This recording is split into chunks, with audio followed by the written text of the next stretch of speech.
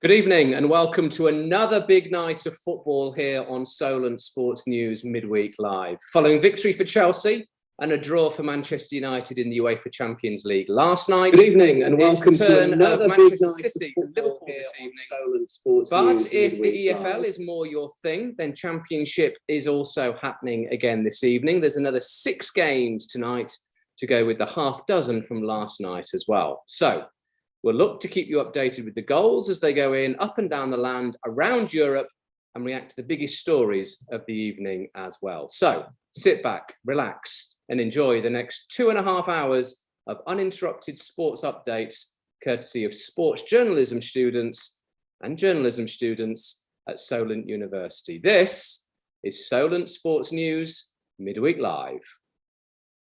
Okay, without further ado, let's take a look at what's going on in the Sky Bet Championship tonight. There's a whole host of matches. Most of them are 7:45 kickoffs. One is an 8 o'clock kickoff. Without further ado, let's cross to Jack Cross, who's keeping an eye on all things Blackburn Rovers against Fulham at Ewood Park tonight. Jack. Yes, well, I'm here at cold Ewood Park and a cold Lancashire night here. With Tony Mowbray's side are coming up into tonight's match ahead on the back of 2 straight victories against Reading and Derby. They'll be looking to extend that winning run up against second place Fulham tonight. They'll be looking to get back into the form they showed towards the start of the campaign, especially with their Chilean international striker and their main man Ben Brereton Diaz up front. We're hoping to add to his 12 goals already that put away this season. Like I say, they're visited by promotion chasing Fulham, who are sitting in second place, who are flying form coming into tonight's game. They've won their last four games while only conceding 1 in that spell. With their last win comes with a convincing 3-0 win against promotion rivals West Brom on Saturday. And they'll be hoping their star striker, Serbian Alexander Mitrovic, is in continue his explosive form he had in recent weeks, especially scoring his 8 goals in his last 4 games, which included a hat-trick in that 3-0 win against West Brom. And the team news tonight for Blackburn, you got Thomas Kaminski, Ryan Niambi, Jan-Paul Van Heck, Darragh Lenihan's captain in the side, Ty Erdun, Bradley Johnson, Lewis Travis, Joe Rothwell, John Buckley, Tyree Sterling, and that striker, Ben Brereton Diaz, leading the line. As for Fulham, you got Marek Rodak in goal, Dennis Adoy, Michael Hector coming in again for his first start since September 2020, replacing Tosin Adarabioyo because of his start of his suspension. Tim Ream captain in the side, Antoine Robinson, Jean-Michel Seri, Harrison Reed against his former team after his loan spell at Blackburn, Bobby Decordova-Reid, Harry Wilson, Nizkins Cabana and Alexander Mitrovic leading the line. Thank you very much, Jack. So Jack will be keeping his eye on Blackburn against Fulham at Ewood Park tonight. A tasty looking fixture indeed. Okay, Cardiff City. They have had a little bit of a tumultuous season so far. They'll be looking to continue a degree of form, which resulted in a point at the weekend. They're hosting QPR at the Cardiff City Stadium. Watching for us is Luke Woodley-Marshall. Luke. Thank you, Will. As you said, Cardiff, they've had a very precarious season. Last year, we seen after Neil Harris got sacked, Mick McCarthy come in, went on a run of 11 games unbeaten, and they just about lost their form towards the end of the year, which resulted in them missing out on the playoffs. But as we all know, Mick McCarthy recently sacked following a run of 8 successive losses. It lasted just 9 months after taking charge from Neil Harris in January. Tonight, they'll be looking to get back to winning ways. Of course, got a remarkable point on the weekend against Stoke, 3-0 down. But interim manager Steve Morrison guided his side somehow miraculously to a 3-3 draw against Stoke. Whereas QPR, it's not been plain sailing for them either this season. They've also had some patchy form. They're winless in the last 3 games, 2 losses and a draw.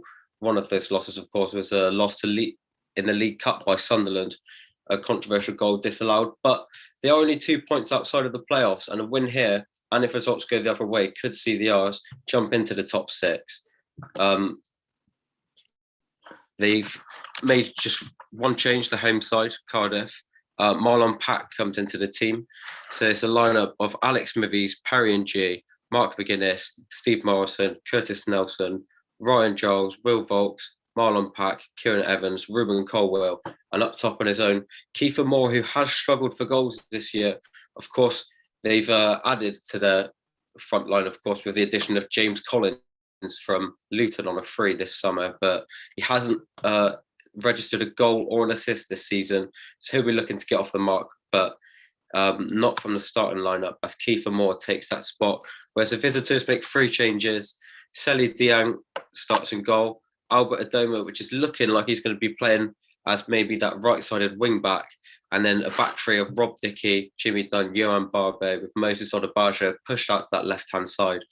In the middle is Stefan Johansson and Andre Dizel, with Ilias Chair, who's been in great form this season, QPR's top scorer this year with 6 goals. And he'll be playing just behind on-loan Watford striker Andre Gray and Lyndon Dykes, as QPR look for a win that will push them into the playoffs. Thank you very much, Luke. Luke keeping an eye on Cardiff against QPR at the Cardiff City Stadium tonight. So those 2 matches will be kicking off in the next few moments or so. They're 7:45 kickoffs. There's also in the Championship tonight 1 or 2 other rather tasty-looking matches that no doubt you'll be interested in. Barnsley are taking on Derby, 2 of the Championship strugglers so far this season, battling it out for precious points at the bottom of the table.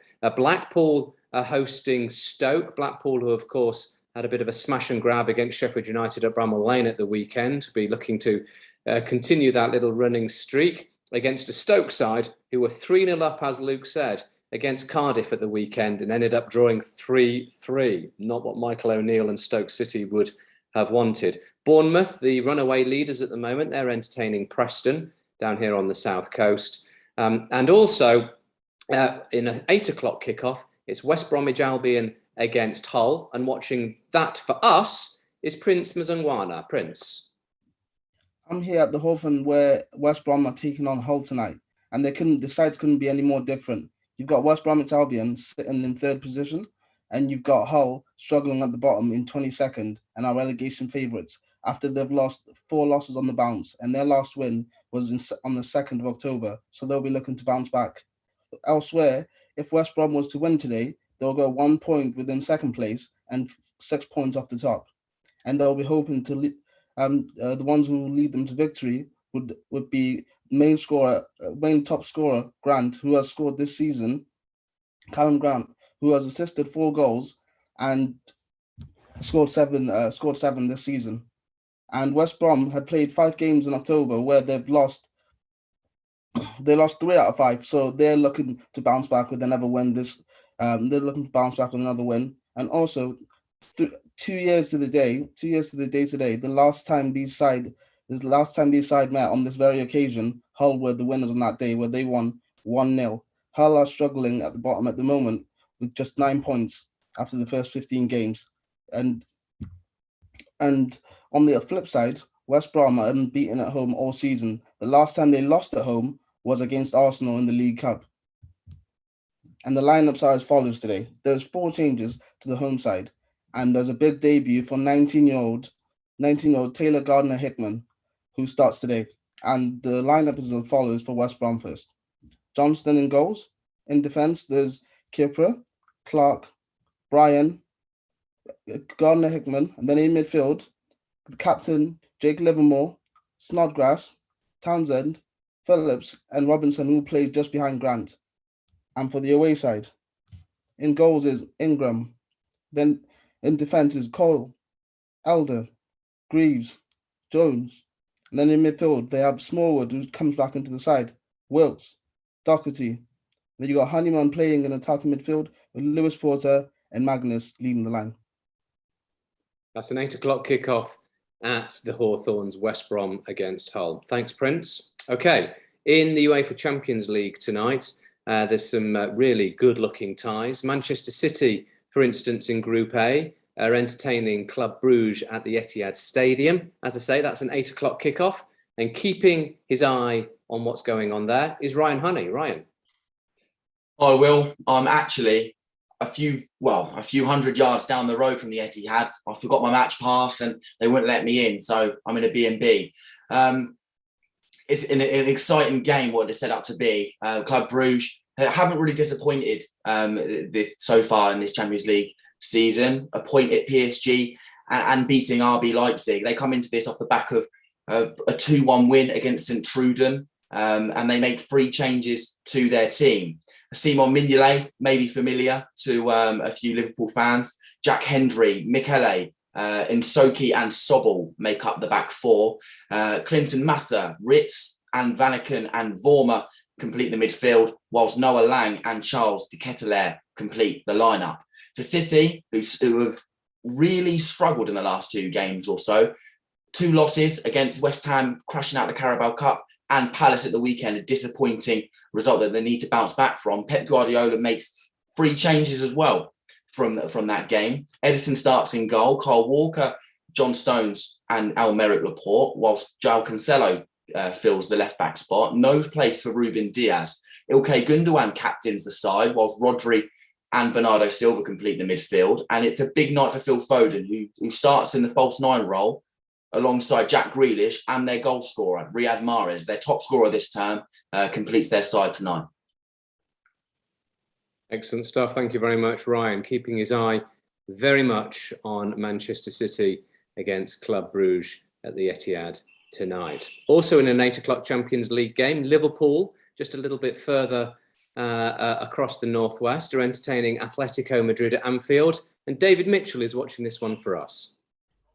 Hello, yeah, the Group B leaders Liverpool host Atletico Madrid at Anfield tonight after defeating the visitors in the reverse fixture 2-3 a fortnight ago at the Metropolitano. Liverpool come into the game having lost at Anfield at home for 15 games dating back to March. The opposition Atletico, who sit 4th in the Liga, come into the game knowing a win will be vital for their qualification hopes, sitting now a point behind Porto, who have just drawn 1-1 with Madrid. In the team news, Liverpool make 5 changes to the team that drew 2-2 with Brighton at the weekend, with Matip, Jota, Oxlade-Chamberlain, Costas Tsimikas and Fabinho, who is back from injury, replacing Konate, Firmino, Keita, Curtis Jones and Andy Robertson at the starting 11. Atletico only make 1 change off the back of a 3-0 home win versus Betis on Sunday, with centre-back Felipe coming in for Savic. A win here will see Liverpool certain of qualification from Group B, with only needed 1 win for the last 2 games to secure a top spot. Thank you very much, David. That's Group B, Liverpool against Atletico at Anfield. Back to Group A then. So this is Man City and Club Bruges' group. RB Leipzig are entertaining PSG at the Red Bull Arena. And Bryce Densham is watching for us. Thanks, Will. Well, I'm sure we can all agree that tonight's fixture between these 2, I guess, somewhat powerhouses in Europe will be an exciting tie with 5 goals in the last game. PSG currently top the group with 7 points and look fairly comfortable.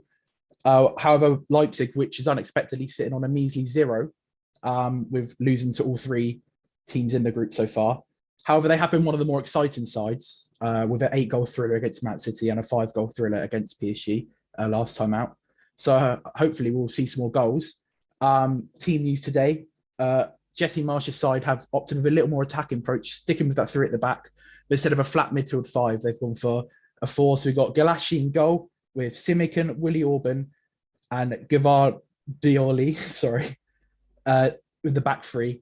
We've got Nordi Mukiele, Lema, Tyler Adams and Angelina making that flat midfield 4, with Christopher Nkunku and Emil Forsberg just in behind Andre Silva. Well, PSG seem to have had Messi today, Lionel Messi, who scored 2 goals in the last fixture due to an injury.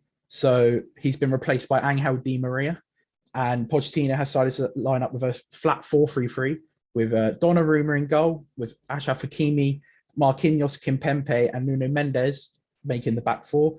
Idrissa Gueye and Pereira and Giorgio Wijnaldum make the midfield, with Neymar, Kylian Mbappe and Angel Di Maria finishing off that stacked front 3. Thank you. Back to the studio. Thanks, Bryce, who's keeping an eye on everything that's going on between RB Leipzig and PSG at the Red Bull Arena tonight. That's Group A, Man City and Club Bruges' group. Okay, on to Group C, also an 8 o'clock kickoff this evening. Borussia Dortmund are hosting Ajax at the Signal Iduna Stadium. Ryan Shepherd's keeping an eye on this one for us. Ryan. Thank you very much, Will. And it's obviously an interesting game tonight in Germany because obviously Borussia Dortmund, the last time these two sides met, Ajax were comfortable 4-0 winners against Borussia Dortmund. So the reverse fixture tonight will be a very interesting game. Obviously, Sebastian Haller will hope to continue his fine form in the Champions League as he's currently got 6 goals already in the competition. Whilst an injury hit Dortmund will have to try and hope that they can pick up the points tonight, obviously with no Rafael Guerreiro, no Erling Haaland, no Giovanni Reina. So Marco Rossa's had to go with an interesting XI tonight. So Gregor Kobel starts in goal for Borussia Dortmund. We have a back three of Thomas Meunier, Mats Hummels and Manuel Akanji. A midfield 4 of Marius Wolfentorg and Hazard as wing backs, with Axel Witsel and Jude Bellingham in the midfield. Marco Reus and Julian Brandt are in the 2 attacking midfield roles, with young German striker Manuel Tigges trying to lead the line in place of the injured Haaland. And for the visitors, Ajax have 37-year-old Remco Pasveer in goal. We have a back 4 of Nusser Mazraoui, Jurien Timber, Lisandro Martinez and Daley Blind. A midfield 3 of Edson Alvarez, Steven Berghaus and Ryan Gravenberch, and a front 3 of Brazilian sensation Antony, the top scorer Sebastian Haller, and former Saints winger Dusan Tadic, who captains the Ajax side tonight. But another interesting fact for you, Will, Borussia Dortmund are unbeaten in 7 home games, whilst Ajax, interestingly, are 16 away games unbeaten. There you are. So will something give tonight? Or will it end up being a draw? Who knows? Thanks very much to Ryan. Borussia Dortmund against Ajax in Group C tonight. Also in the same group, Sporting Lisbon are entertaining Besiktas. So over to Portugal, over to the Jose Alvalade Stadium. Carlos Mora is watching this one for us. Yeah, so we do have the Portuguese champions taking on the Turkish champions. So Sporting currently sit in 3rd place of the Group C with 3 points. Besiktas obviously in the 4th place with 0 points. So it's a crucial game for both teams if they are to remain in the competition. Sporting have gone with a 3-4-3. It's the formation they've been using for 2 years now. And Antonio Adan is in goal. Gonçalo Inácio at centre back. Sebastian Coat is the captain as well. Zohair Fadal is the other centre back. And then we have a right wing back Pedro Porro, a left wing back Mateus Reis.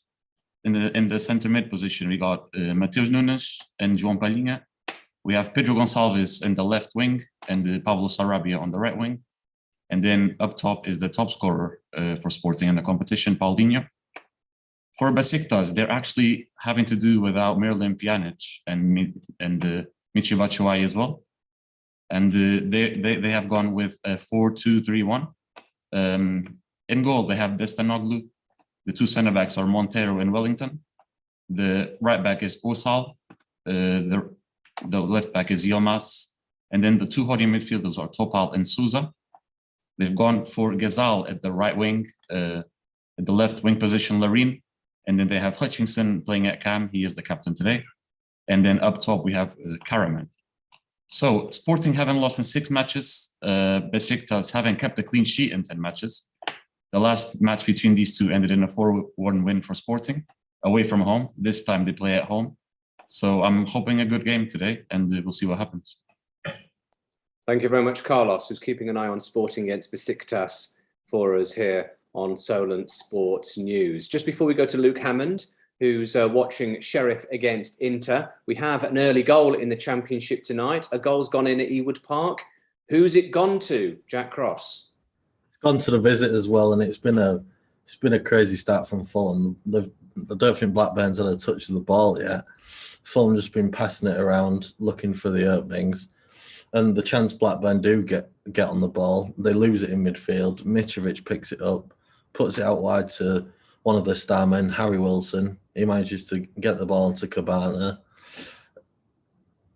He whips it in, and then, it's actually Cabana. The Cabana is the goal scorer, sorry. And Seri gets the ball down the right-hand side, and he gets it into the box for Cabana just to fire into the top corner. It's 1-0 Fulham.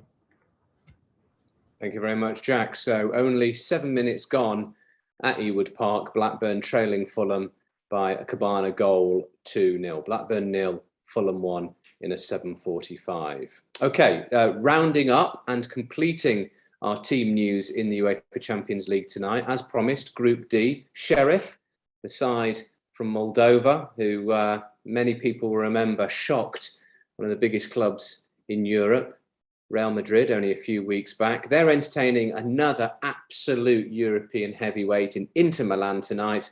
Watching for us at the Sheriff Sports Complex, Luke Hammond. Yeah, thanks very much, Will. I'm at the Sheriff Sports Complex, very full Sheriff Sports Complex, as you can see behind me. Well, domestically, of the two, Sheriff are on much better form. They've won 5 of their last 5 in the Moldovan Premier League, which only has 8 teams, interestingly enough. Inter are not doing too badly at all in Serie A. They've won 3 of their last 5, and it's all similar on the European stage. Sheriff topped the group after a historic start, as you mentioned. Their 2-1 victory at Real Madrid at the Bernabeu was a big performance they put in there in the group, and they've won 2 of their last 3. And in the reverse fixture, 2 weeks ago, they lost 3-1 to Inter Milan, so I'm sure they'll be looking to turn that round. Inter are third in the group on 4 points with a win and a draw, and I'm sure they'll be having one eye on the derby against AC Milan on the weekend. In terms of team news, Inter make 5 changes. Notably, De Vrij comes in for Ranocchia after their win against Udinese on Sunday, and their top goal scorer Lautaro Martinez is back in the side, and also Arturo Vidal comes in for Çalhanoğlu in midfield. For Sheriff, Khalid, their first goal scorer against the Petro club on Sunday when they won 2-0, drops to the bench, interestingly enough. And Adama Traore, not the one for Wolves, another player named Adama Traore. It was also a top scorer, and he keeps his place in the starting XI for this one. Should be a good one, Will. Should be a good one indeed. A lot of people didn't know too much about Sheriff this season. Now they certainly do. And what a group and what a journey they are enjoying in the Champions League tonight. So that's another 8 o'clock kickoff. They'll be getting underway in the next couple of minutes or so. So we've heard from our reporters. We've heard from what's going on. As I say, a couple of these games tonight are already kicked off. Blackburn against Fulham. That's currently Fulham leading by 1-0. And Cardiff against QPR will be going to our reporter, Luke Woodley-Marshall, in a moment or so. Just to recap, though, there were a couple of 5:45 kickoffs in the group stages of the Champions League tonight. AC Milan drew 1-1 with Porto. And as we already mentioned, Real Madrid are in the same group as Sheriff and Inter. And in Group D, Real Madrid managed to win by 2-1 against Shakhtar. That was also a 5:45 kickoff. Those goals coming courtesy of French striking sensation Karim Benzema. He got one in the first half and one in the second half, both of which were set up by Vinicius Jr. So Real Madrid managing to get past Shakhtar Donetsk 2-1 in the group stages tonight. Okay, elsewhere in the Championship, it's Barnsley 0, Derby 0 still, Blackpool 0, Stoke 0, Bournemouth 0, Preston 0. And as we already mentioned, it's Blackburn 0, Fulham 1. Let's go to Luke Woodley-Marshall then, who's keeping an eye on Cardiff against QPR. How have the first 10 or so minutes gone there, Luke? Well, it was a scrappy opening first few minutes of the game. Just in the second minute, actually, Marlon Pack had a great chance. Well, not a great chance for the home side, you'd say, archetypally, but he nearly caught Sally Dieng off. He goes to cross it diagonally, and he completely slices it, and it just hits the side netting and nearly causes an embarrassing moment for Sally Dieng. Other than that, it's been a scrappy game. Cardiff look a lot more compact, and they look like they're playing with a lot more freedom than they were under Mick McCarthy. Ryan Giles got in down the left-hand side behind Albert Adoma, who is playing as that auxiliary wing-back role. He pulled it back for Perry and Jews coming across, and he left-foot shot, curls it, and it just goes wide. QPR got a free kick now, but it sails over everyone's head and goes out for a Cardiff goal kick. Still 0-0 here, scrappy game, not much to report. Thank you very much, Luke. So 0-0 so far in that one. Let's go back to Ewood Park and just get the reaction from Jack Cross as to how Fulham have reacted, and perhaps even more so, Jack, how Blackburn have reacted to going down early on in this match. Have they seen any more of the ball? Yeah, to refer to them, it seems to have worked Blackburn up a little bit since the goal went in. Although I have to say, Blackburn's goalkeeper, Kaminski, is like Mitrovic will be having a field day tonight if he keeps playing how he's playing. I've never seen a goalkeeper off his line so much in the opening 10 minutes of a game. If the ball gets loose in the midfield and they get it to Mitrovic, he'll be going for long shots all over the place here. But it's still basically more of the same. Blackburn have had a bit more possession, but it just seems to end up back at Fulham, and they're just happy keeping the ball, but still 1-0. Still 1-0 in that match, around about 14, 15 minutes gone at Ewood Park. Thanks, Jack. Okay, let's go back to our Champions League action, because all around Europe, the games are kicking off. If they've not actually already kicked off, they certainly will be starting in the next couple of minutes or so. No doubt the Champions League anthem is ringing out around the Etihad Stadium, Ryan, where Manchester City are entertaining Club Brugge. Yes, you've just gone. The anthem, it belted around the Etihad, but well, obviously through my screen, I'm speaking through my screen, obviously, Will. But yes, it's going to be a fascinating night tonight at the Etihad. Both teams will feel as though they can win. Club Brugge come into this game with one loss in their last 11 games, and that loss did come against Manchester City not so long ago, a 5-1 loss. And City come into this off the back of 2 losses. So that they will feel as though they need to get back to winning ways faster, much sooner rather than later. And they've got a prime opportunity to do so. I have indeed. Thanks very much. They'll be getting underway literally in the next couple of seconds or so. Another cauldron of an atmosphere, no doubt, will probably be at Anfield. How are things looking, David, as Liverpool prepare to take on Atletico Madrid tonight? Is it a packed Anfield? Are they up for it, those on Merseyside? The sound in Anfield now is absolutely incredible. Everyone is very up for this, including the away side, Atletico as well, who want some form of redemption, considering they lost against Liverpool at the Metropolitano 2 weeks ago.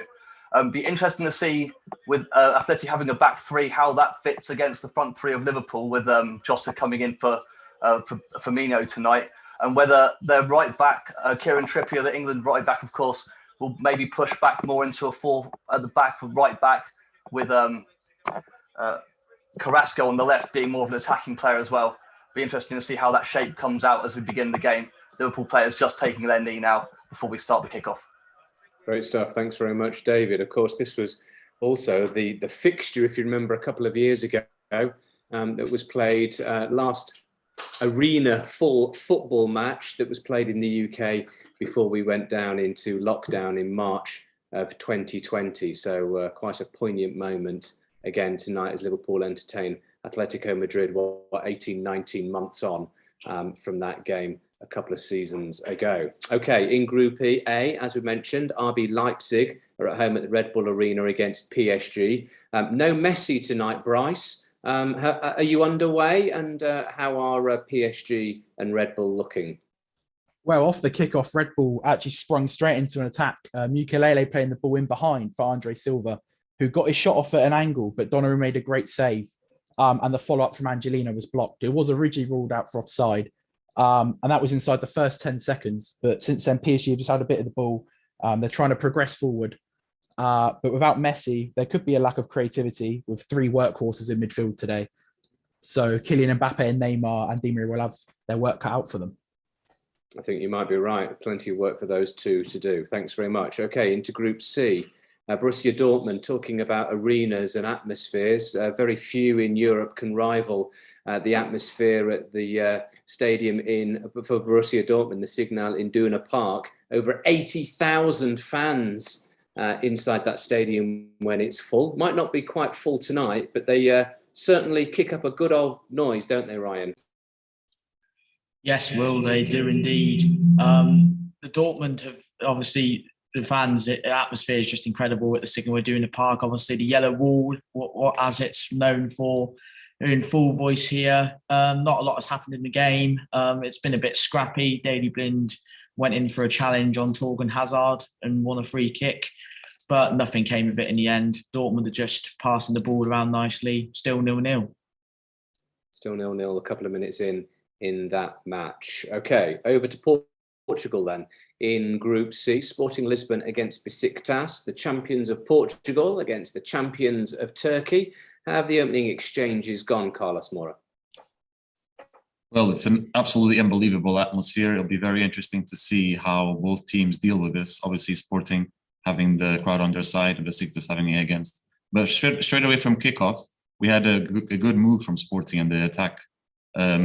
Mateus Nunes played a ball to Pablo Sarabia, who was about to make a perfect cross to Paulinho, but the referee flagged it off. At the moment, Sporting are just keeping the ball.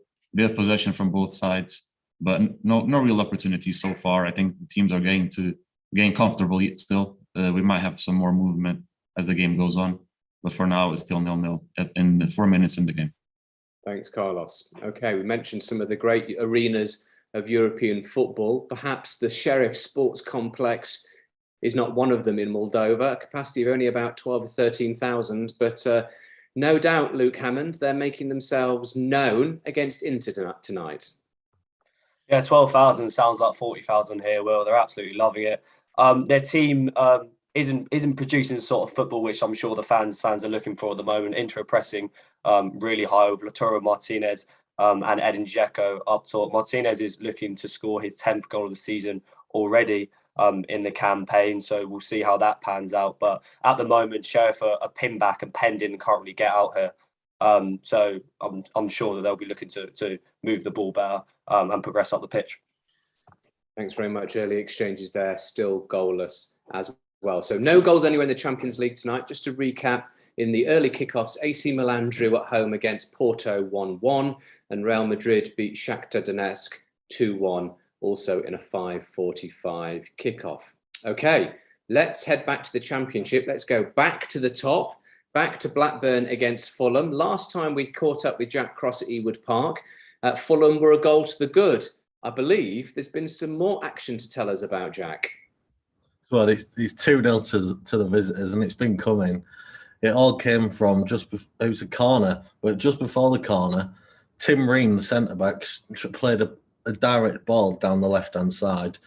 They've managed to pull in Niambe, the Blackburn right-back, and Cabana's managed to flick it round to Antoine Robinson. He's ran down the wing, he's whipped it in. I thought he could have used Harry Wilson, who was just sitting on the day.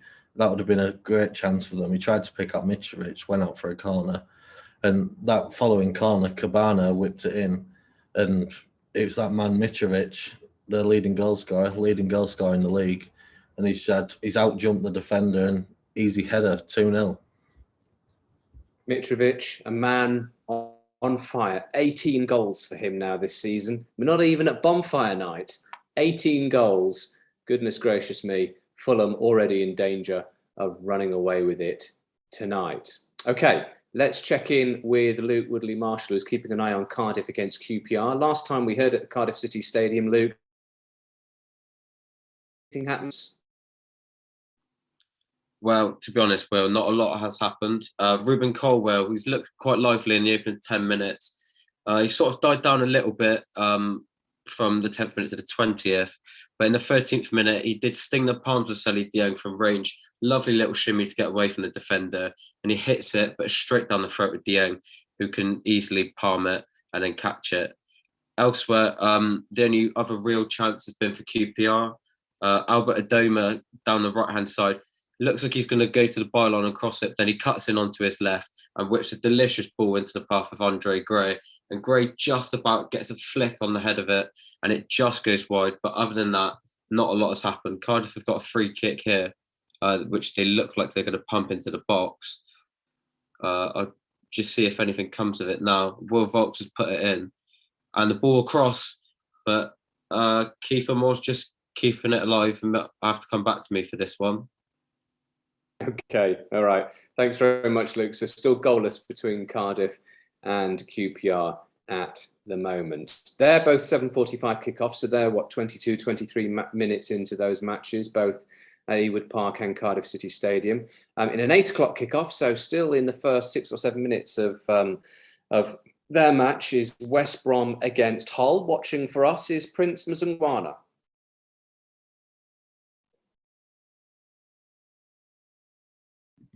Cheers for that, Will. I'm here at the Hawthorns.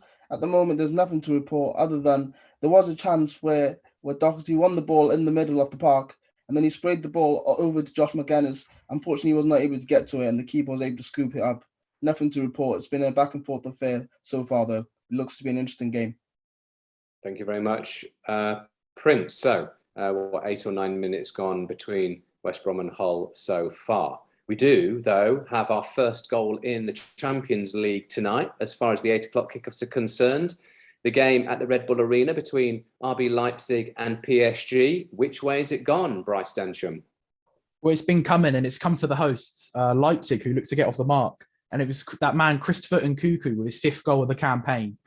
Their pressing has been really effective, and they've caught Kimpembe and Marquinhos out a few times. And Andre Silva just nicked in front of Hakimi and whipped in a delicious ball straight into the path of Nkunku, who had directly a free header from the 6-yard box, and he just let it run across into the bottom right-hand corner. And it was an excellent header and a well-worked goal.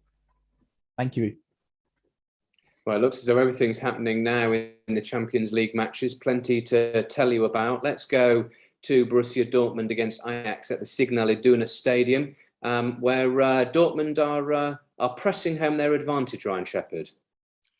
Yes, just a moment ago, there was an unbelievable miss, Will.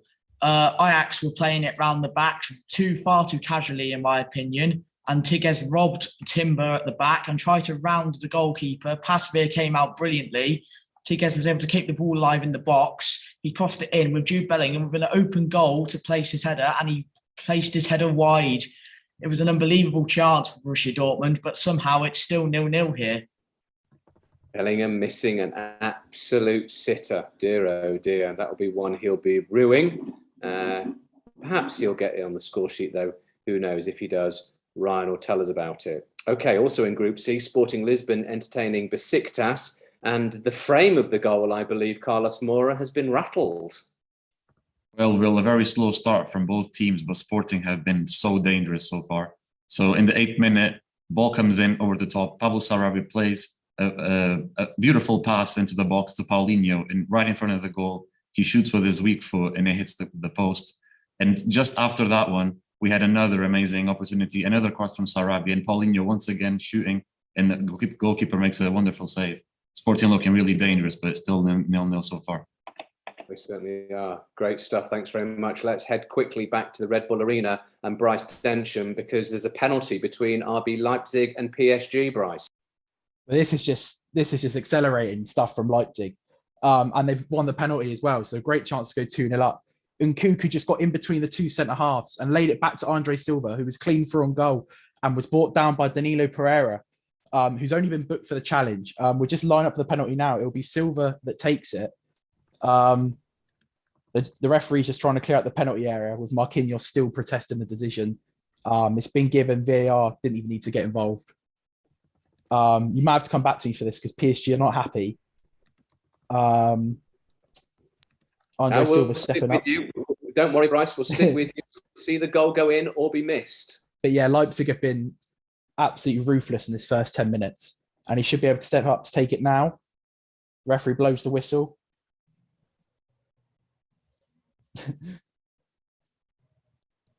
And it's been saved by Donnarumma, and it stays 1-0. It was a brilliant save towards the bottom left-hand corner. And I mean, after the Euros, we know he can do it, can't we? So all too well. And it remains 1-0. Exciting stuff. So Leipzig with an absolutely unbelievable first 12 minutes, taking the lead and then missing a penalty. Will they rue that miss? Brought to you live here on Solent Sports News Midweek Live. Thanks very much to Bryce. Okay, where were we at? Let's go back to the top of the pile and catch up with Ryan Honey, who's watching Manchester City against Club Bruges. We've had excitement around the rest of Europe. Any excitement for you yet, Ryan? Not so much, Will. I mean, City, as expected, are seeing a lot of the ball in the opening stages. 13 minutes gone here, but no clear-cut chances. Club Bruges, as expected, very, very deep inside their own half. It looks like they're going to be playing on the counter this evening, but no chances for them as of yet. City look like they're going to try and exploit the wide areas. Mahrez and Grealish both heavily involved early on, but 13 minutes played, still 0-0. Thanks very much, Ryan. So no goals at the Etihad Stadium. Don't forget, of course, Chelsea were winners in the Champions League last night. Manchester United, courtesy of a certain CR7, managing to claw a point against Atalanta in northern Italy last night as well to complete the 4 British teams, English teams in the Champions League. Liverpool, also like City, at home tonight against Atletico Madrid at Anfield. Much been going on in the opening, 10, 12 minutes or so, David? Yeah, we're in the 12th minute at Anfield at the moment. It's still 0-0. It's been as frenetic as it's been even. Neither side being able to get a foothold in the game. The closest thing we've had to anything particularly exciting is Mo Salah. First time he really got on the ball. And as he says that, it's a goal. It's gone in. Mo Salah's just played a ball from the top right end of the box. And Diego Jota is there at the back post to head it into the bottom corner from 6 yards out. I was about to say, Hermoso fouled Salah for a very cynical challenge. And as I'm talking, Diego Jota has just put Liverpool 1-0 up in the 12th minute. Fantastic stuff. Goals as they go in here again on Solent Sports News Midweek Live. We've heard a live missed penalty and we've heard a live goal. Do you need any more? I don't think you do. Great stuff. Thank you very much, David. Okay, let's go back to Moldova. Luke Hammond is keeping an eye on Sheriff against Inter. Any such excitement from you, Ryan? Luke, rather? Yeah, 2 chances to report it. It's suddenly come alive in this game, Will. One from Sheriff down the left-hand side.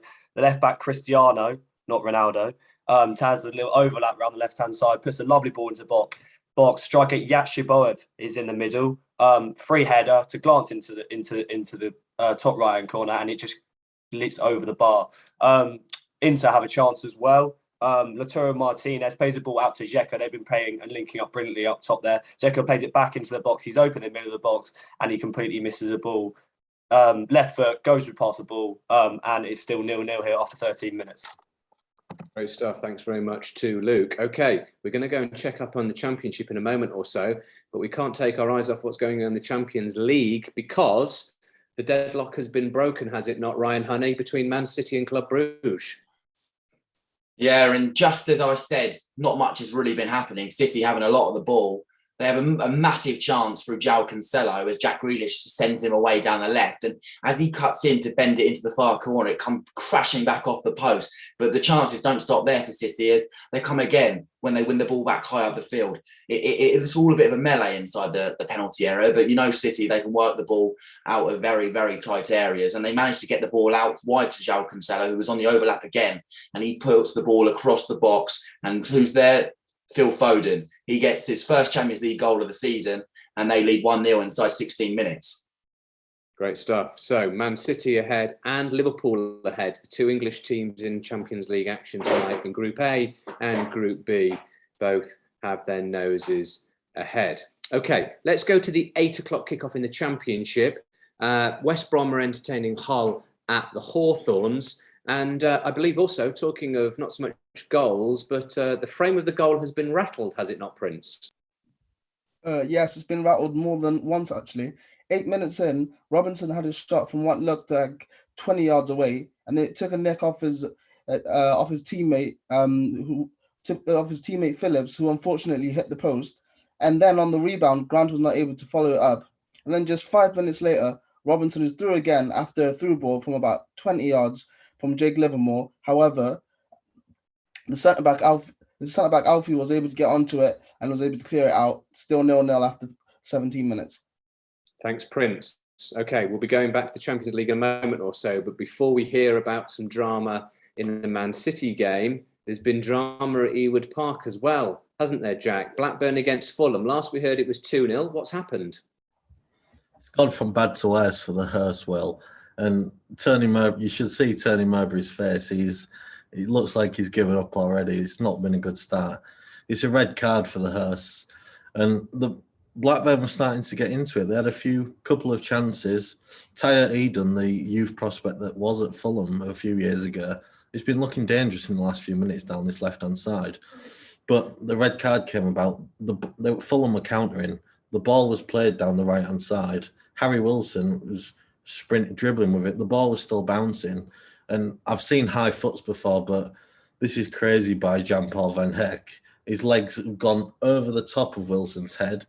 He sort of like RKO'd him with his leg, and got his knee wrapped around his head and just took him out. And the ref didn't see any hesitation in giving him the red card. So it's gone from looking like a long night for Tony Mowbray's side now, still 2-0 down to 10 men. So just over half an hour gone at Ewood Park. Fulham leading 2-0, Blackburn down to 10 men. Not a particularly good setup as far as Rovers are concerned. Okay, back to the Champions League, back to the Etihad. Ryan Honey, last we heard it was 1-0 City. What's happening now? Wow, I can tell you that the Belgian side, Club Brugge, have just levelled literally 60 seconds later, and it's come from an own goal. John Stones is the man that's inadvertently deflected the ball into his own net. It was a long ball forward, really, and the chance has come out of nothing. A ball into the box, and Charles de Ketelaere, he wins the header. It's a fantastic knockback to Hans Vanaken, and his volley fantastically saved by Edison, but the danger isn't gone, and they come again. It's a ball back across the box by that man de Ketelaere, and inadvertently John Stones, it comes back off of his head and into the net past Edison, and unbelievably, Will, it's all square again after 18 minutes there. Great stuff. Great drama by the sounds of things at the Etihad Stadium. Man City and Club Brugge going head-to-head, blow for blow, a little between the two teams so far. Okay, we've heard what's going on at Ewood Park and the Hawthorns. Elsewhere in the Championship, Cardiff are entertaining QPR. That's also a 7:45 kickoff. So what are they, 10, 11 minutes before half-time? How have things been going in the last few minutes, Luke Woodley-Marshall? Well, we haven't had as much luck in the form of entertainment through goals or red cards or the post being hit. It's been a pretty dull game so far, but QPR look like they're growing into this game. Ilias Chair really is looking to get on the ball and make things happen, as well as Stefan Johansson. Ilias Chair just received the ball off of Andre Dizel, beat a couple Cardiff players and unleashed a shot, but is blocked by Mark McGuinness. The keeper looked like he would have been beaten by it, but it's a vital block by McGuinness. Still 0-0 here, and not a lot happening really. Mark Warburton doesn't look too happy with his side. Of course, there's a bit of a juxtaposition between these two managers. Mark Warburton taking charge of his 118th game of QPR today, and in the opposite dugout, Steve Morrison's taking charge of his second game of his career, as Kiefer Moore comes forward here, but nothing really comes of it.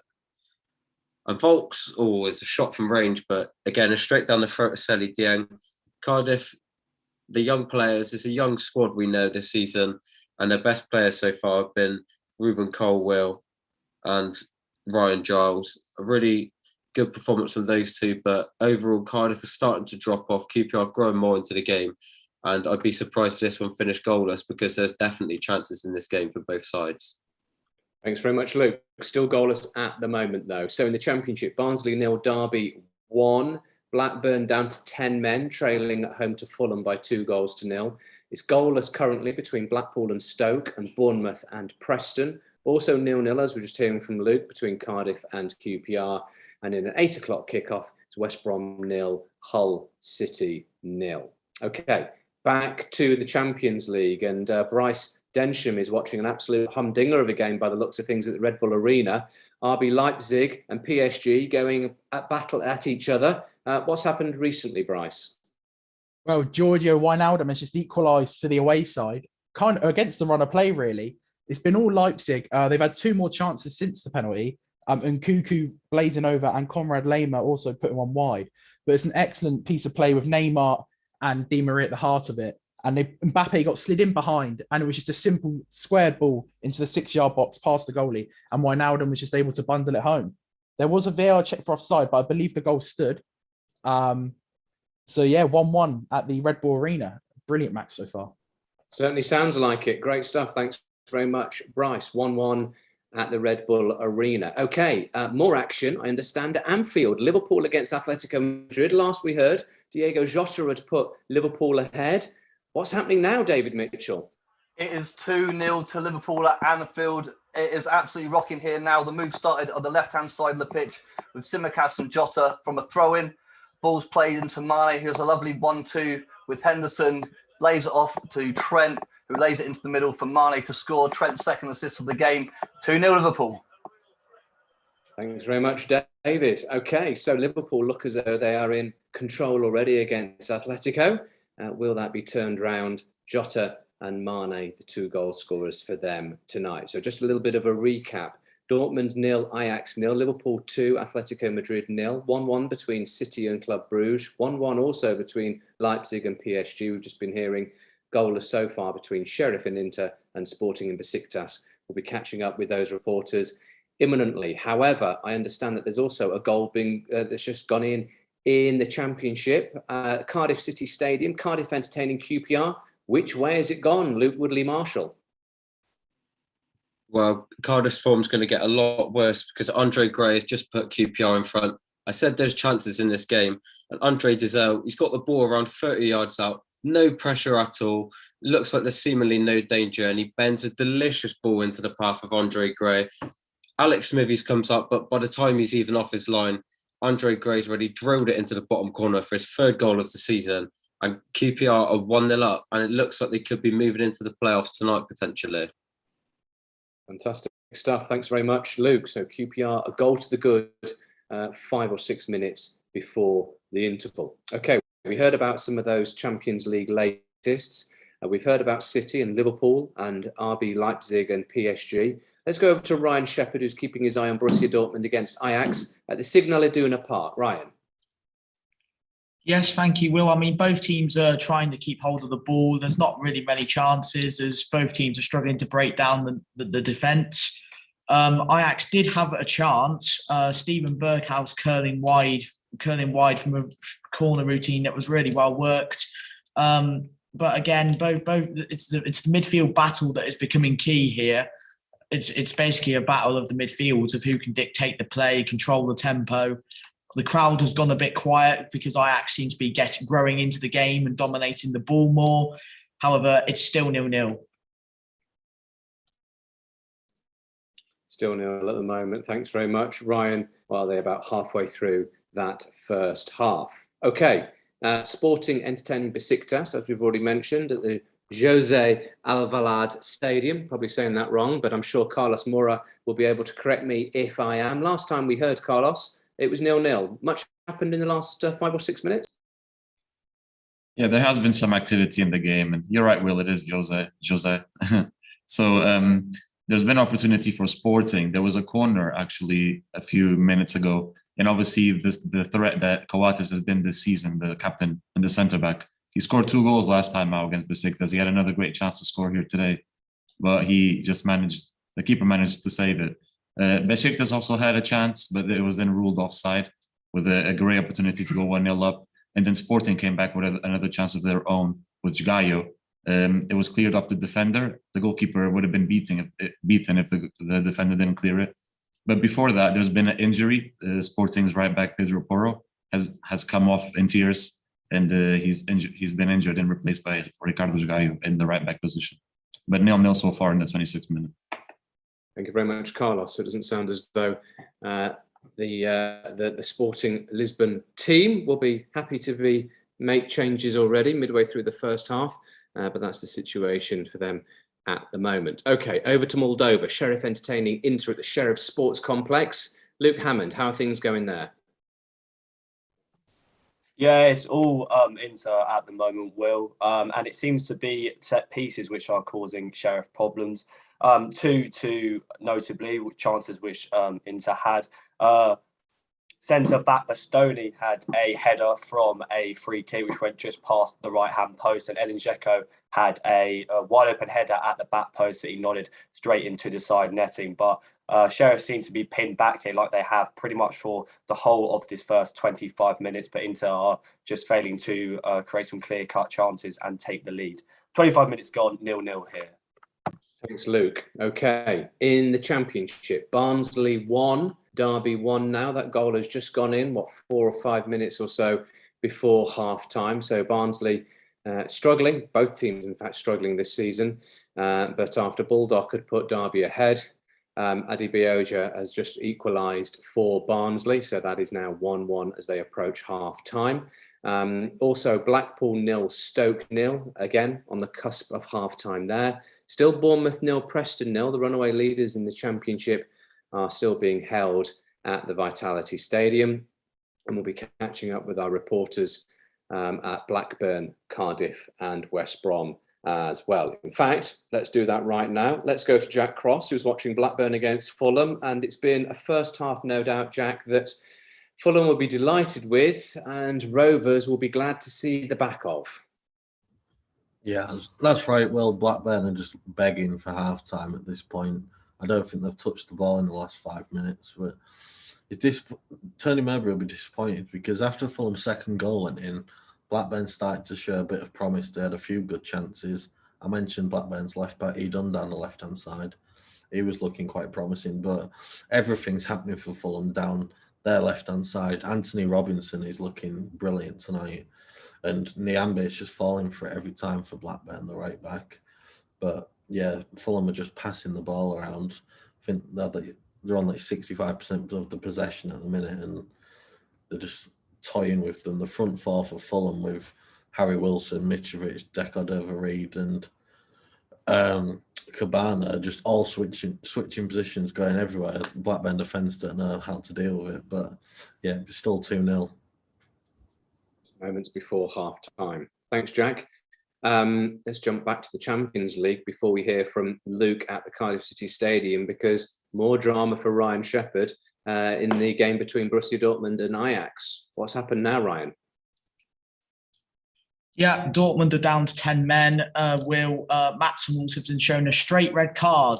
Ajax are on the ball. Nasser Mazraoui plays the ball down the line on the right to Brazilian winger Antony, who does a brilliant roulette spin and past Marius Wolf to get away from his challenge. But then Mats Hummels just comes out of nowhere and lunges in two-footed and takes out Antony. It was a really reckless two-footed off the ground tackle. And Michael Oliver has shown a straight red card here. So Ajax feel that they could potentially have the advantage. Dortmund have now lost one of their main centre-backs, and it's still 0-0, but Dortmund down to 10 men. So Dortmund a man light and the defender, not what they want to do. Drama there. There's also drama for Carlos Mora in Portugal, where there's a penalty, I believe, Carlos, in the game between Sporting and Besiktas. Yeah, there's a penalty for Sporting. It was a great play in the attack. Pedro Gonçalves receives the ball inside the box. He was going to shoot with his left foot, but he receives a touch on his back and falls over. The referee has pointed to the spot, and Pedro Gonçalves is just about to take the penalty now. We'll be seeing if he can make it 1-0 here, and he does. 1-0 for Sporting. It's Pedro Gonçalves, and Sporting are 1-0 up in the 30th minute of the first half. And it certainly sounds like they are good for that goal as well, having had the best of the first half an hour or so. So the Portuguese champions, reigning Portuguese champions, having very much their own way so far tonight. Okay, back to the Championship then. Cardiff City entertaining QPR. Must be, probably playing injury time at the end of the first half, Luke Woodley-Marshall? Yeah, we've just gone into injury time. The assistant referee's just signalled that there's going to be 1 minute of added time. To be fair, I think since the goal, Cardiff have had an opportunity to equalise. A long throw from Marlon Pack found its way to Kiefer Moore at the back stick, who threw himself at it, but he wasn't quite at the right angle, and that just went wide. But the worrying thing for Cardiff is that they haven't really put together a lot of chances. The first 5 minutes, they were a lot more expansive and looked a lot more confident, but now it seems really their only route to goal is through those long throws, through Marlon Pack. If you look at their bench, they have got their top scorer on the bench, which is Aidan Flint, who's a centre-half, which isn't the most, not the most appealing to the Cardiff City faithful. The referee's just blown the whistle for half-time as Rob Dickey kicks it as far into the crowd as I've ever seen anyone kick a ball. And that is half-time. Cardiff City 0, QPR 1. Thank you very much indeed, Luke. So not been Cardiff's half. Certainly QPR will be happy with their first 45 minutes work. So half-time in that Championship match, that's a 7:45 kickoff. Also half-time in the game between Blackburn and Fulham. Fulham leading 2-0, Blackburn down to 10 men. It looks as though it's all over already for Tony Mowbray's side. In an 8 o'clock kickoff though, West Brom against Hull. Watching that for us, Prince Mzungwana. Prince. Thanks for that, Will. So in this game, it's been non-stop, just action upon action. Just 10 minutes ago, actually, one half of Hull's centre-back partnership, Alfie Jones was forced to be subbed off, unfortunately, which means Sean McLaughlin will take his place and slot in at centre-back. And all in between all that, there was also an opportunity which came from a corner where Snodgrass whipped it in from the right-hand side, and unfortunately, the right back Kipre went for an audacious attempt with a half volley, but got two underneath it. It's still 0-0. Just 33 minutes gone.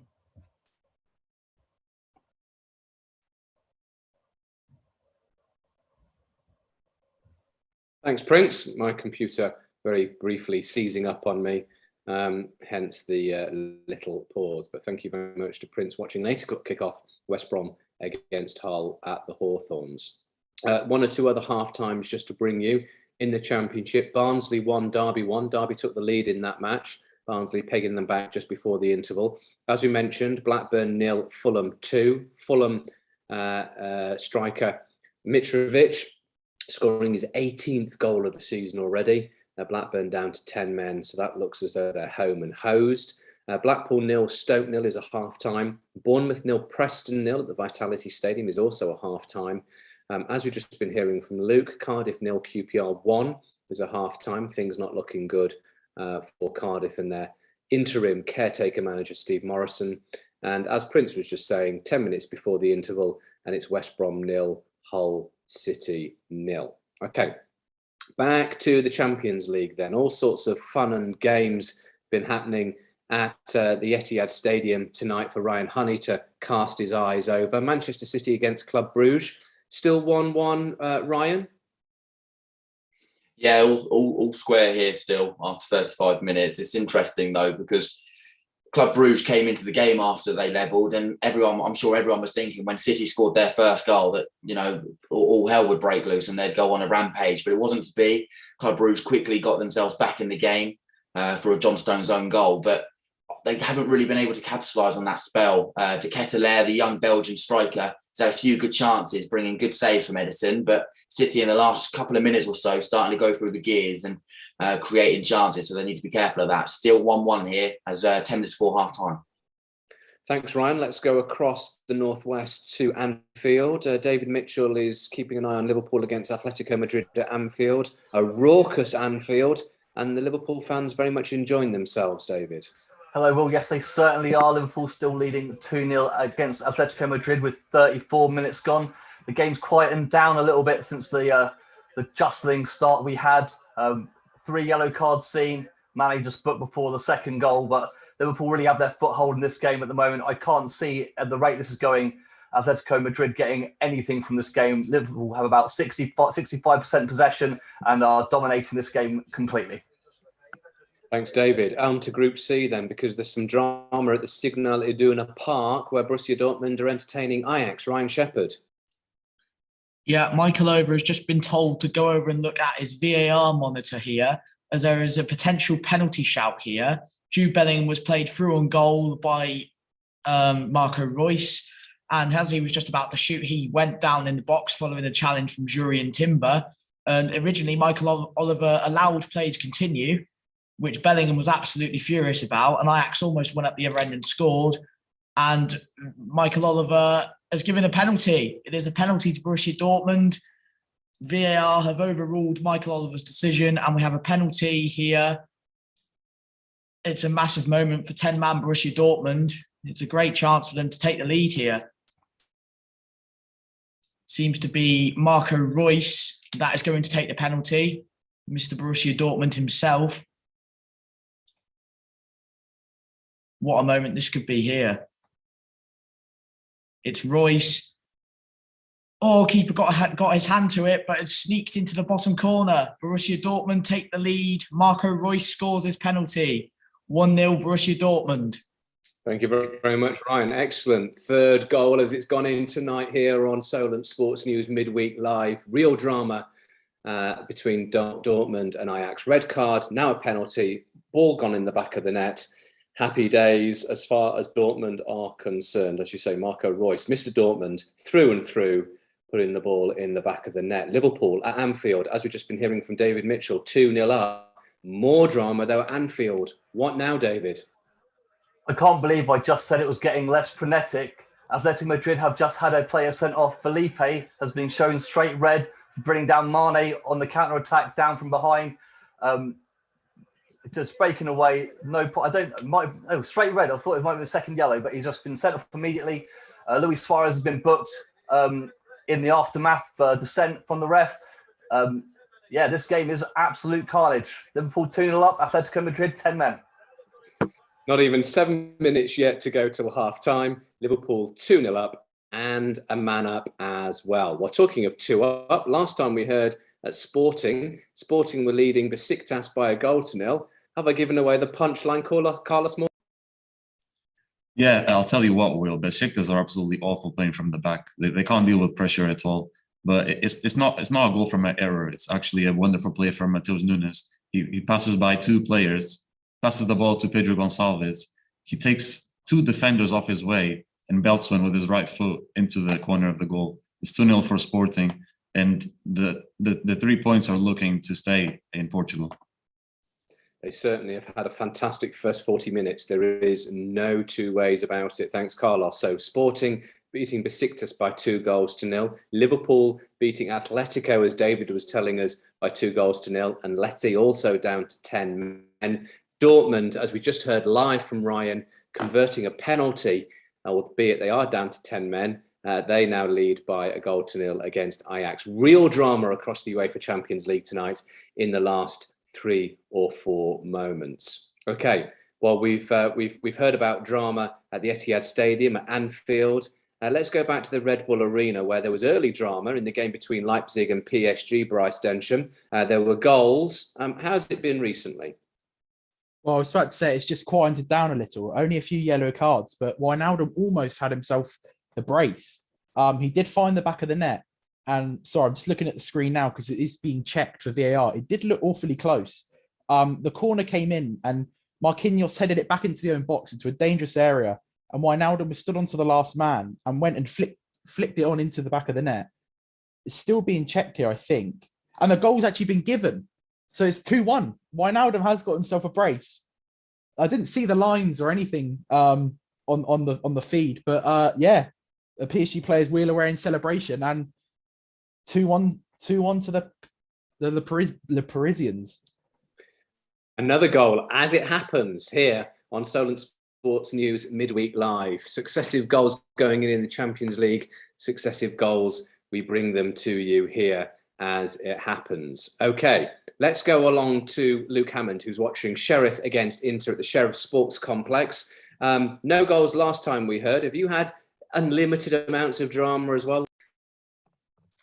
Yeah, well, it's been quite quiet here actually until about 10 seconds ago when Lautaro Martinez picked the ball up about 25 yards out to the left-hand side. He opens his body up and he whips the ball towards the far post and it actually hits the post. Dzeko tries to follow in and misses just past the right post, but it's been all into Milan here. Sheriff are defending like their lives depend on it. The ball dropped to Dzeko about 2 yards out, and it was a great save from Sheriff's keeper, Athan Stadis. He comes out, he makes himself big, and he gets a big left hand on it. But Sheriff are still paying back here and have been for 40 minutes, and are just looking to hold on until half-time. It's still 0-0 here, Will. Thank you very much, Luke. Either my eyes are deceiving me or there's been another goal in the game between Sporting and Besiktas. We're certainly getting our money's worth from Carlos Mora tonight. Which way has the third goal gone, Carlos?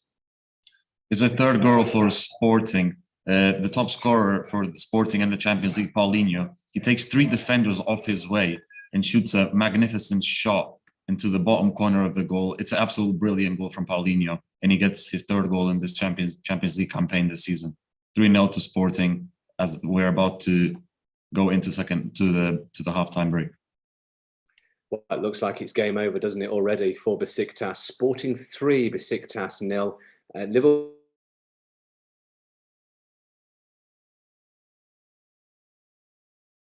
Dortmund also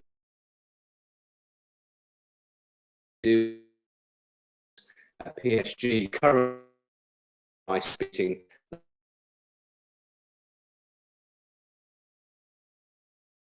Club Brugge 1 last week.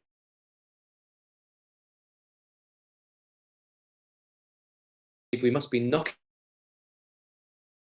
the game between West Brom and Hull. Last time we heard Vince, were as good as they got. Still got the case. Cheers for that, Will. So there's still not much to report. It's been a back and forth affair. However, there is one thing to report on. There's been an injury for someone else in the back line. However, this time it's for West Brom. Keane Bryan has just been taken off after he collided from a challenge and came off the worst man. Adam Reachers took his place. He's just come on, and still goalless. 43 minutes in, 2 minutes before the half.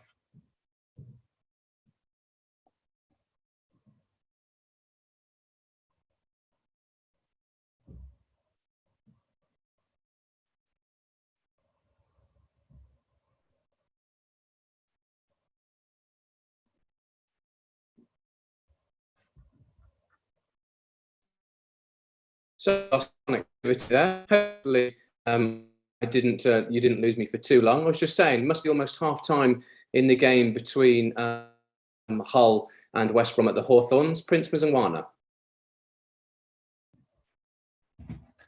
Cheers for that, Will. So as I was saying, there's not been much to report on except for injuries in both teams. As I reported before, there was an injury to Alfie Jones. Now there's an injury to Keane Bryan, who was just taken off for West Brom, unfortunately, and Adam Reach will take his place. It's been a back and forth affair, and there's just about 2 more minutes left in the half. Added time. Everything.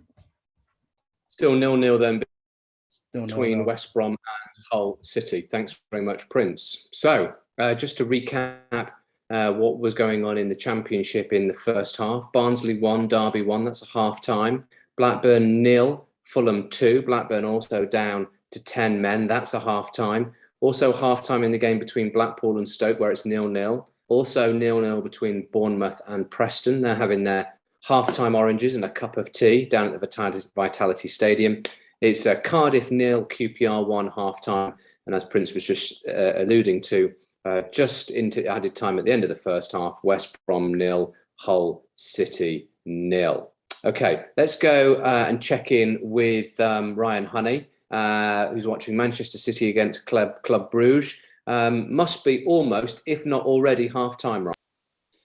Yeah, it's half-time here at the Etihad. 1-1 is the score. Phil Foden opened the scoring on 15 minutes with after finishing off a nice City move, a ball into the box from João Cancelo, and he was there to tap home. But it was a lead that didn't last very long.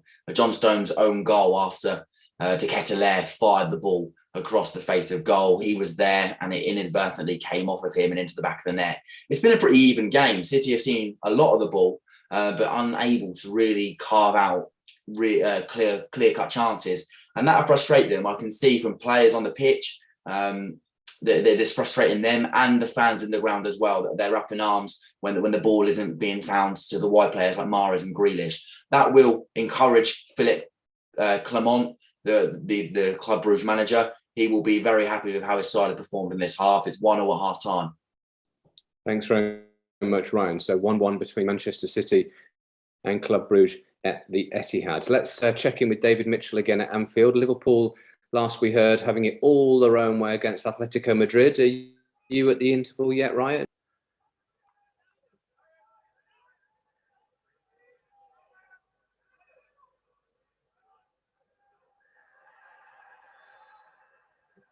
Sorry, was that me?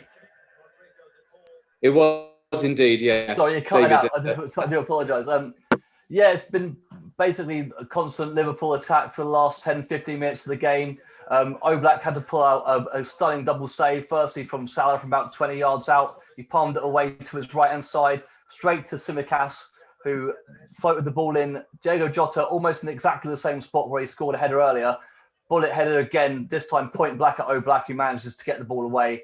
It's all Liverpool. We've got about 40 seconds left of 2 minutes of injury time in the first half. Thanks very much, David. So much energy, you see. It's sucking the energy out of my internet here at home and making sure that we've got 1 or 2 little glitches in the system tonight. But if that's the worst that can happen, then we'll take that, because the energy certainly at Anfield tonight, and they lead by 2-0 at the interval. Let's now check in with Bryce Densham. He's had drama in the first half. RB Leipzig at the Red Bull Arena entertaining PSG. 3 goals, plenty of action, missed penalty, all sorts of fun and games, Bryce. Well, the drama doesn't stop there because just before the break, Kylian Mbappe broke 3 and found himself actually through on goal, but his effort was way too central and it was an easy save for Goulashian in the goal. PSG, to be honest, have been second best, I'd say, this first half, but have converted 2 of their 4 shots. So the clinicality of Wijnaldum and the halftime whistle is now just gone proves to be the difference. Yeah, so 2-1 half-time, back to the studio. Thanks very much, Bryce. So 2-1 to PSG at half-time in that one. Half-time at Liverpool also now 2-0, and at half-time at the Etihad 1-1 between Man City and Club Brugge. Let's check in with Ryan. Again, almost half-time it must be. Borussia Dortmund enjoying the first half against Ajax, but also down to 10 men, Ryan. Yeah, it's half-time. It's half-time now here. Will Borussia Dortmund 1, Ajax 0. It is the 10 men of Dortmund that are going to the half-time break with the lead. Obviously, the first half was an interesting one as both sides were, being struggled to break down. There weren't that many chances. And then a rash challenge from Mats Hummels on Brazilian winger Antony, 2-footed studs up tackle, straight red card by Michael Oliver without hesitation. Mats Hummels was seen walking off the pitch, apologetically raising his hands to the Dortmund fans who were clapping him as he walked down the tunnel. And then more VAR drama. Jude Bellingham went down in the box. Oliver didn't give the penalty. Ajax almost went up the other end and scored. Then obviously VAR intervened and awarded Borussia Dortmund the penalty, which Marco Reus comfortably slotted away. So it'll be an interesting second half to see what Ajax do. But obviously Borussia Dortmund can either try and hang on to this 1-0 lead or expose the risk of pushing for a second. But halftime here at the Signal Iduna Park, Borussia Dortmund 1, Ajax 0. Thank you very much to Ryan. Don't forget, of course, this was the reverse fixture of this. Ajax did manage to score 4 against Dortmund, so don't rule anything out just yet. Well, not quite had 4, but we've had 1 less than that in an absolutely thunderbolt of a first half for Sporting Lisbon against Besiktas. Watching for us has been Carlos Mora. And Carlos, if ever Sporting will have enjoyed a first 45 minutes of football, I imagine they must have enjoyed that. Yeah, they've certainly enjoyed their football. They're playing very nice passes to each other, holding the ball very well. It turns out Besiktas, missing out their maestro in midfield, Pjanic, is really turning them down today because they have no one to control the midfield. They're really sloppy. They've had 1 or 2 chances here and there, but no chances that we could have said that they could have scored a goal. Sporting are the much better side so far, obviously. 3 goals, 3 good goals as well. And it seems like the penalty really opened up the match, unlocked the match for here at Giselle Alvalade. And it's 3-0 so far at halftime, and we'll see what happens in the second half. We will indeed. Thanks very much. So 3 goals in that game, 3 goals in the RB Leipzig PSG game, 2 goals in the Man City game, 2 goals in the Liverpool game, a goal again between Dortmund and Ajax. The only man that hasn't seen any goal-scoring action in our Champions League featured matches tonight is Luke Hammond, who's keeping an eye on Sheriff against Inter at the Sheriff Sports Complex. No goals, but good football or not, Luke? Yeah, it's 0-0 here at half-time, but I can't quite believe that there hasn't been a goal. Inter Milan have had 14 shots on target in the first half, and they've had an 89% possession, so it's been all Inter Milan here. But credit to Sheriff, they've actually only allowed 1 shot on target, as I mentioned, so they've actually defended pretty well. They had 1 good chance early on. It came in the 16th minute when Cristiano down the left-hand side, the left-back, whipped a brilliant ball in to the striker, Yashiboev, and he got his head on it, but just went just over the bar. But after that, it was all Inter Milan. Edin Dzeko had the ball dropped to him just 2 yards out, and he powered a shot towards the bottom right-hand corner, which was well saved by the keeper. And Lautaro Martinez, 25 minutes in, opened his body up 25 yards out and finessed a shot towards the right hand side of the goal, and it hit the post, and Dzeko had a good opportunity in the rebound. But Inter Milan will look to score at least 2 in the second half, and should be at least 2 up in the first half, Will. 89% possession in that first half. That is absolutely incredible. 89%. You must ask yourself how that's happened. But clearly, if one side dominates, but 89% away from home, goodness gracious me, that's some going for Inter Milan tonight. Okay, let's go back to the Championship, because the 7:45 kickoffs, whilst the Champions League reporters take a moment or so just to enjoy their halftime break, the 7:45 kickoffs in the Championship are now back underway in the second half. Let's cross over to Jack Cross, who's watching Blackburn against Fulham at Ewood Park. It wasn't a particularly good first half for Blackburn. Has the second half started any better, Jack?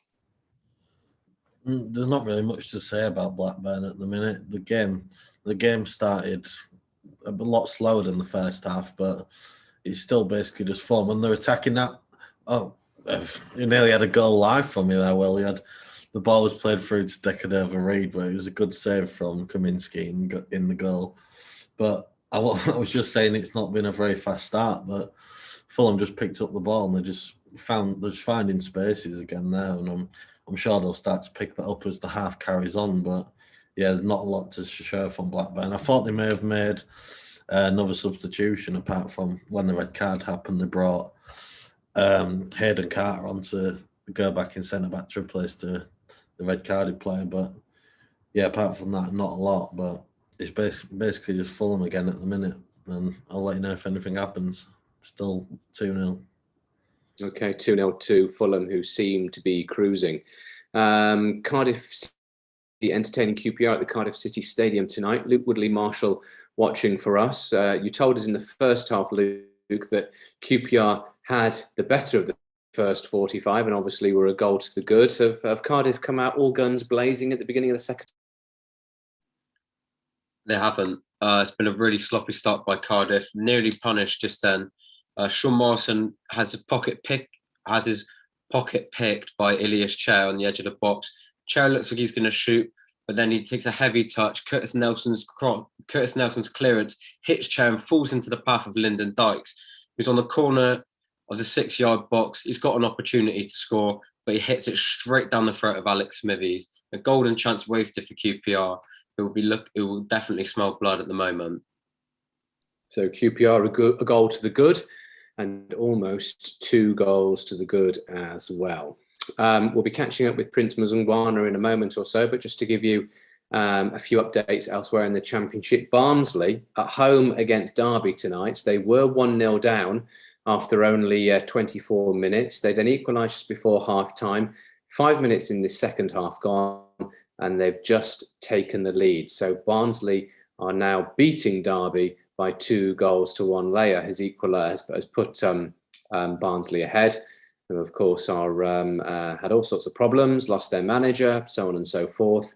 Not good to be a Tyke at the moment, but this evening very much enjoying themselves after a slow start at home to Derby. Also, Bournemouth entertaining Preston. We were a little bit surprised, weren't we, that there was no goals in that first half. Well, 7 minutes gone in the second half, and Preston have actually just taken the lead. So it's Bournemouth 0, Preston 1 at the Vitality Stadium. That's very much perhaps against the form book, but Whiteman has put Preston ahead, who are beating Bournemouth, as I say, by a goal to 0. Elsewhere, still Blackpool 0, Stoke City 0. And as we were hearing just before halftime, it looked as though it was going to be 0-0 between West Brom and Hull. Let's just get that confirmation from Prince Mzungwana. Prince. Yeah, it's still 0-0 going into the break, and the story of the first half is mainly injuries. There was injuries from both sides, and just before the break, George Honeyman was carded. He was given a yellow card for a cynical foul. But apart from that, not much to report. At the moment, West Brom are getting the lion's share of possession with about 69% possession. However, they've managed 6 shots on goal, and Hull have surprisingly managed 4 shots on goal as well. So it's been back and forth. Thank you very much, Prince. Okay, so half-time there between West Brom and Hull City. We were just hearing from Jack Cross at Ewood Park, and he was telling us how Blackburn hadn't really come out very well at the beginning of the second half. Seems he's right. Fulham have scored again, have they not?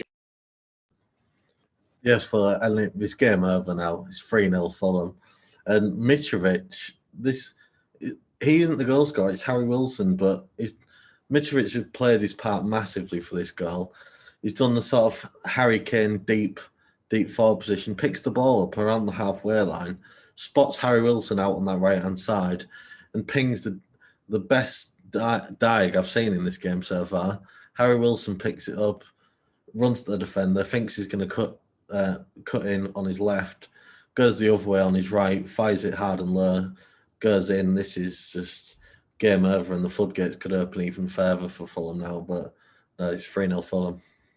Fulham look as though they're very much enjoying their night in the northwest. Talk about a cold November Wednesday night in Blackburn. Well, the men from the capital, the men from West London, certainly having an absolute feast in Lancashire tonight. Blackburn 0, Fulham 3. Don't forget, Blackburn down to 10 men as they approach the hour mark in that match.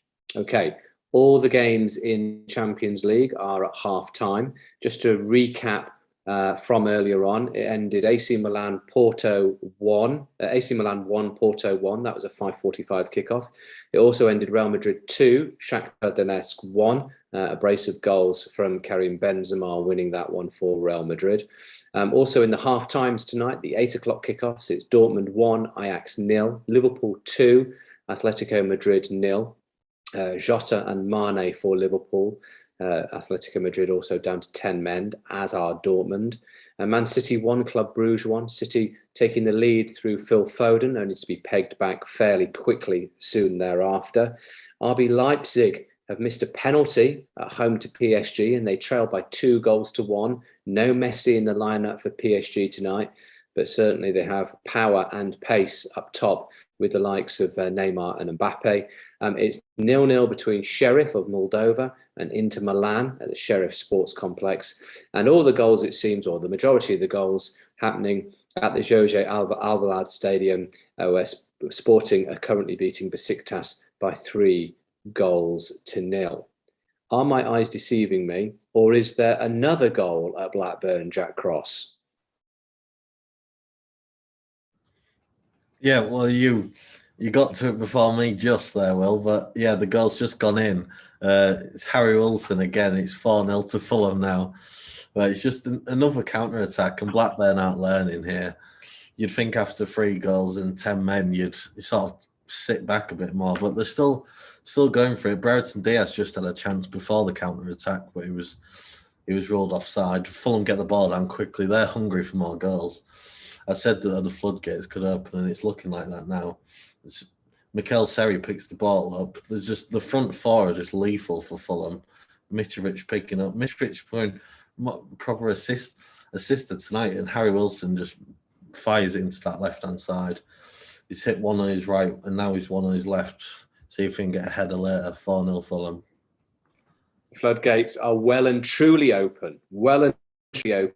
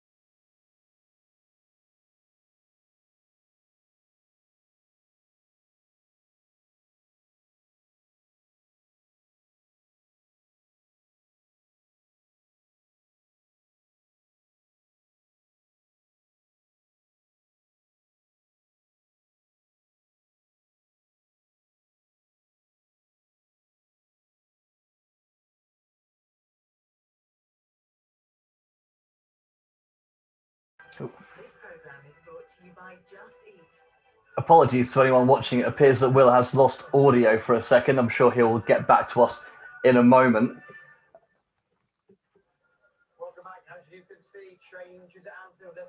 Thank you very much, David. Yes, I beg your pardon.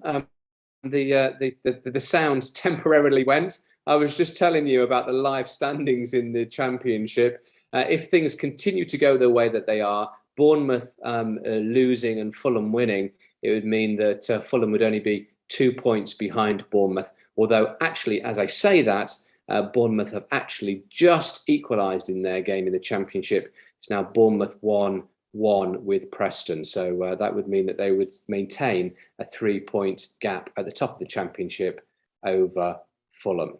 Okay, let's head back to the Champions League then. The games are almost about to get started, if not already sort of starting. In fact, I think they're underway at Anfield. Let's go over to David Mitchell, who's watching Liverpool against Atletico Madrid. David.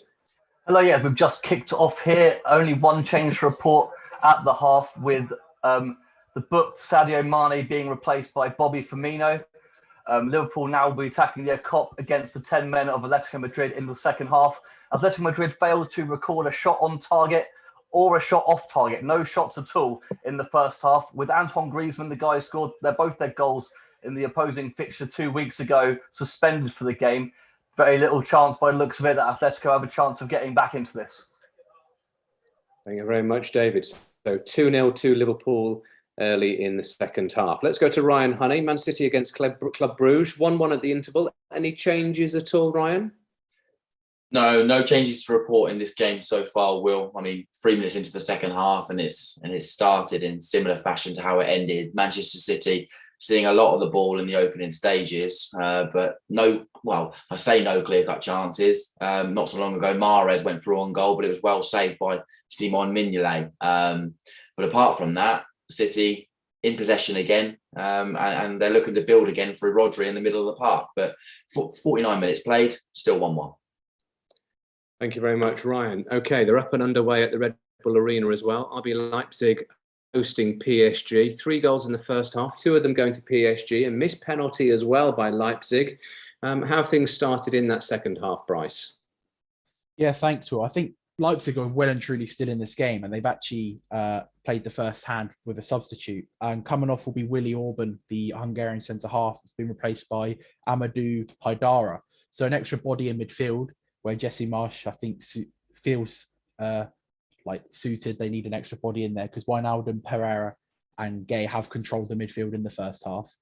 But if they keep pressing and keep the high intensity, I'm sure they've well and truly think they're still in the game. 2-1 PSG it stands. Thank you very much, Bryce. Okay, Borussia Dortmund hosting Ajax at the Signal Iduna Stadium.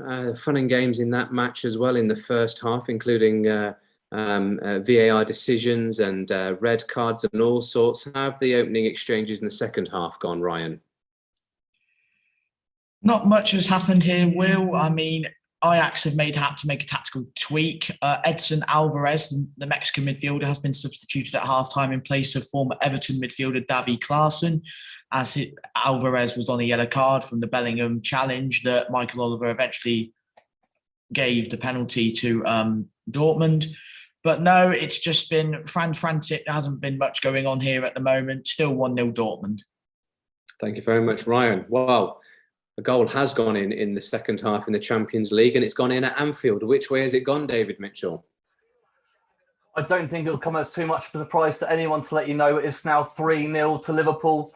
Joel Matip just allowed to stroll from the centre half, the halfway line up through the pitch, not being pressed at all by any of the Atletico players. And he's just allowed to thread a ball perfectly to Diego Jota at the edge of the box. He almost can't believe his luck. There's not a defender anywhere near him. He strolls up to the penalty spot and slots it in. They are VAR checking it, of course. It looks like it's probably going to be for offside. It looked on from where I was sat. We'll have to wait and see.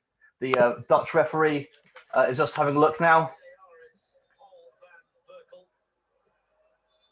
And it's called offside. It's still 2-0. Okay, so not a third goal, not a second goal for Diego Jota tonight.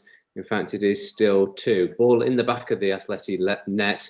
but ruled out for offside. 5 minutes gone at Anfield in the second half.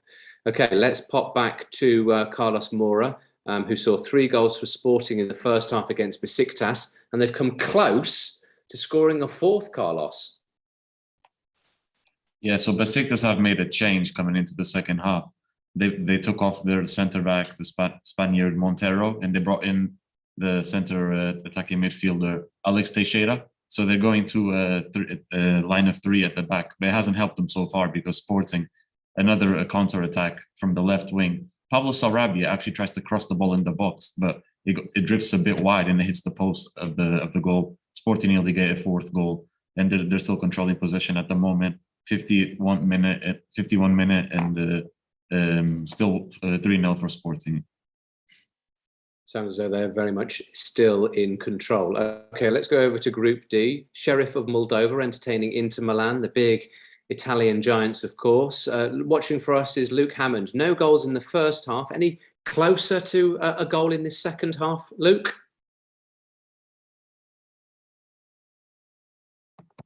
Not with the opening exchanges. Well, I would like to apologise to my viewers as well. I made a mistake on the stat sheet at half time. It did seem like 89% possession, but that is a lot of the ball, even for this game. It was actually 89% pass accuracy. So they were moving the ball well. 70% possession actually for Inter Milan in the first half. Only one, and it's a goal, actually. As we're talking about possession, they've had it all in the first 7 minutes since the goal. Edin Dzeko picks up the ball just outside the box and drills the ball into the bottom left-hand corner to put Inter Milan 1-0 up. This is all they've deserved. Having 89 possession, of course they would have deserved it. Of course they would have deserved it, Will. A great goal by Edin Dzeko, and it is 1-0 to Inter Milan here at the Sheriff Sports Complex. Fantastic stuff. Another goal, as it happens, live here on Solent Sports News, midweek live. Thanks very much to Luke. Certainly understood the fact that Inter Milan had the lion's share of possession in the first half, controlled proceedings, had many more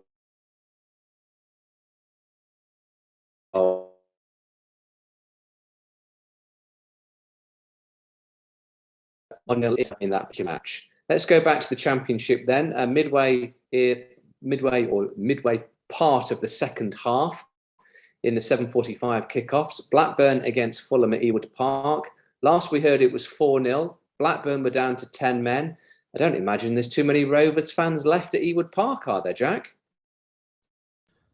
No, it has been emptying slowly after the 4th goal went in well, but a couple of changes to tell you about. You can see the strength and depth in Fulham's team. John Mikel-Seri went off, and the former Blackburn player Tom Kearney was brought on, and the guy that's been playing well got 2 assists and a goal tonight. Mitrovic, the main man in this league, has just come off now, and Rodrigo Muniz has just come on to see what he can do with the last 20 minutes or so of this game. Blackburn have made their final changes of the game too, with Tyrese Dolan and Joe Rothwell coming off. But yeah, it's basically the same as it's been all night. Fulham's keeping control of the ball, passing it around, and Blackburn is probably better off watching something else tonight, the Blackburn fans, but I'm sure they're still enjoying it somehow. Still 4-0. Well, I imagine the Fulham fans are certainly having an absolute ball, as you say, completely controlling proceedings and very much on their way to 3 points tonight. Talking of 3 points, not in the Championship, but the Champions League, looks as though Manchester City are edging their way towards a win in the group stages tonight. Ryan Honey.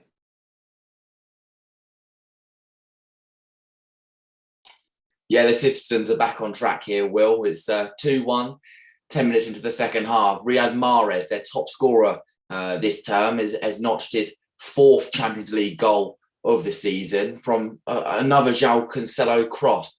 I mean, it looked like the chance went begging when Mahrez got away down the right. His ball across the face of goal went all the way out to the left-hand side. And João Cancelo, who's been pretty resilient up and down the left in this game, he was there to pick up the ball and deliver the ball back into the box. And the Algerian was there to prod home at the back post. City lead 2-1. City 2-1 to the good. 10 minutes or so into the second half. Thanks, Ryan. Okay, back to the Championship then. At the Cardiff City Stadium, Cardiff City at home against Queen's Park Rangers. Last we heard in this match, QPR were leading by a 0-0. What, 20 or so minutes to go in this one? How are things faring, Luke Woodley-Marshall? Well, QPR have just missed a golden opportunity to make it 2-0. The ball's gone back to Smithies from a throw-in. It's a really uncomfortable ball.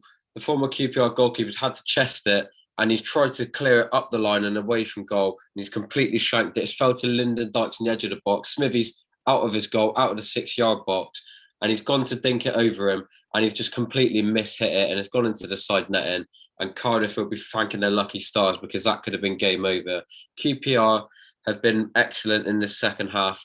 They've just been keeping the ball, not rushing things, and using the ball really well. They've got in behind quite a lot, but not a lot to report. Andre Gray, the goal scorer, did come off with an injury around the 52nd minute. Charlie Austin's on to replace him.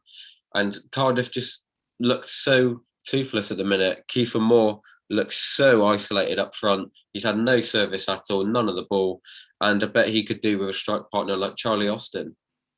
Indeed. So food for thought there for Cardiff as they still trail QPR by a 0-0.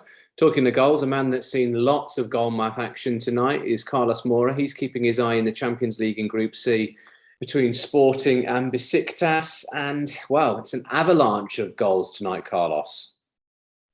Yeah, this game is so one-sided, Will. I mean, Besiktas will be hoping that this game ends as soon as possible. Mateus Reis, the left wing back, he rips through the left side of the pitch, comes up, puts a cross in. The ball comes off the heel of the Besiktas defender, comes over the top to the edge of the box, and there's Pablo Sarabia, who just blasts one past the goalkeeper. And it's 4-0 in the 57th minute of the second half. And Sporting are running away with it here. So Fulham running away with it in the Championship by 4-0. Besiktas also trailing by the same scoreline against Sporting, not even an hour gone in that game in Group C. There's been another goal at Anfield. Is it the 10-man of Atletico that have got one back, or is it the 11-man of Liverpool have extended their lead, David Mitchell? It is the 10 men of Atletico. The ball is played forward from a direct free kick from the halfway line. It's nodded down, and from 19, 20 yards out, Luis Suarez hits it on the half volley. It's taken quite a big deflection and goes into Alisson's right. We have a game again. Liverpool 2, Atletico Madrid 1. Goodness me, drama there at Anfield. 2-1 now, Liverpool lead. The 11 men of Atletico are back into the match. Are they, in fact? Are they back in, or has the video assistant referee thought again, David? When I saw it was coming up for review, I only thing I could think of was maybe it might have been hit an arm or a hand. It was actually offside for the original ball that was nodded down for Suarez. Suarez was at miles onside, but when the ball got played in originally for the knockdown, it was in offside position. I didn't see that coming at all. So, still 2-0 then. Goal chalked off for Atletico. Still Liverpool 2, 10 men of Atletico Madrid 0. Real drama. You see, whether you like it or not, VAR provides that drama, doesn't it? You think the ball's in, you hold your breath. Is it in? Can you celebrate? Or is it going to be looked at? Well, if you're a fan of Champions League football, if you're a fan of Premier League football, there is always that chance that it could be looked at. It has been looked at. Suarez's goal, the ex-Liverpool man, goal ruled out. Still Liverpool 2, Atletico Madrid 0. Let's go back to the Championship then. At the Hawthorns, West Brom are entertaining Hull. What's been happening since we last caught up with you, Prince Mzungwana? It's been West Brom that's had the lion's share of possession as it was in the first half, and actually there was an opportunity for the home side for the home side where ball was sprayed in by Jake Livermore again from the middle of the park. Callum Robinson picks up the ball, edge of the box, and he dribbles into the ball, but unfortunately for him, the centre back was able to get there and make the deflection.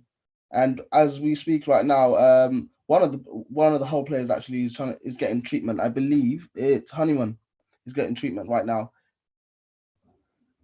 So still West Brom 0, Hull 0, just approaching the hour mark at the Hawthorns. Let me just round up the Championship games. These are 7:45 kickoffs. Barnsley 2, Derby 1, Blackburn 10 men, Blackburn 0, Fulham 4, Blackpool 0, Stoke 0, Bournemouth 1, Preston 1. So the league leaders are back square at the Vitality. Cardiff 0, QPR 1. And as we were just hearing from Prince, in an 8 o'clock kickoff in the Championship, West Brom 0, Hull City 0. In the Champions League tonight, the 5:45 kickoffs, AC Milan drew 1-1 with Porto. Real Madrid, courtesy of a brace of goals from Karim Benzema, beat Shakhtar Donetsk of the Ukraine by 2-1. All sorts of goals, all sorts of fun, all sorts of red cards, VAR decisions going on in our featured matches tonight. We've recently heard from Ryan, David at Manchester City and Liverpool. Let's catch up with Bryce Densham, who's keeping his eye on Leipzig against PSG at the Red Bull Arena. Bryce. Thanks, Will. PSG are looking increasingly more dangerous on the counter-attack, and that pace of Kylian Mbappe is causing a lot of issues for the back four of Leipzig. However, Leipzig are still pushing forward, and they've actually made 2 more further substitutions. Andre Silva has made way for the Danish international Yusuf Poulsen, and Dominik Szoboszlai has come on for Emil Forsberg. So still 2-1 here at the Red Bull Arena, and Leipzig still pushing for that equaliser.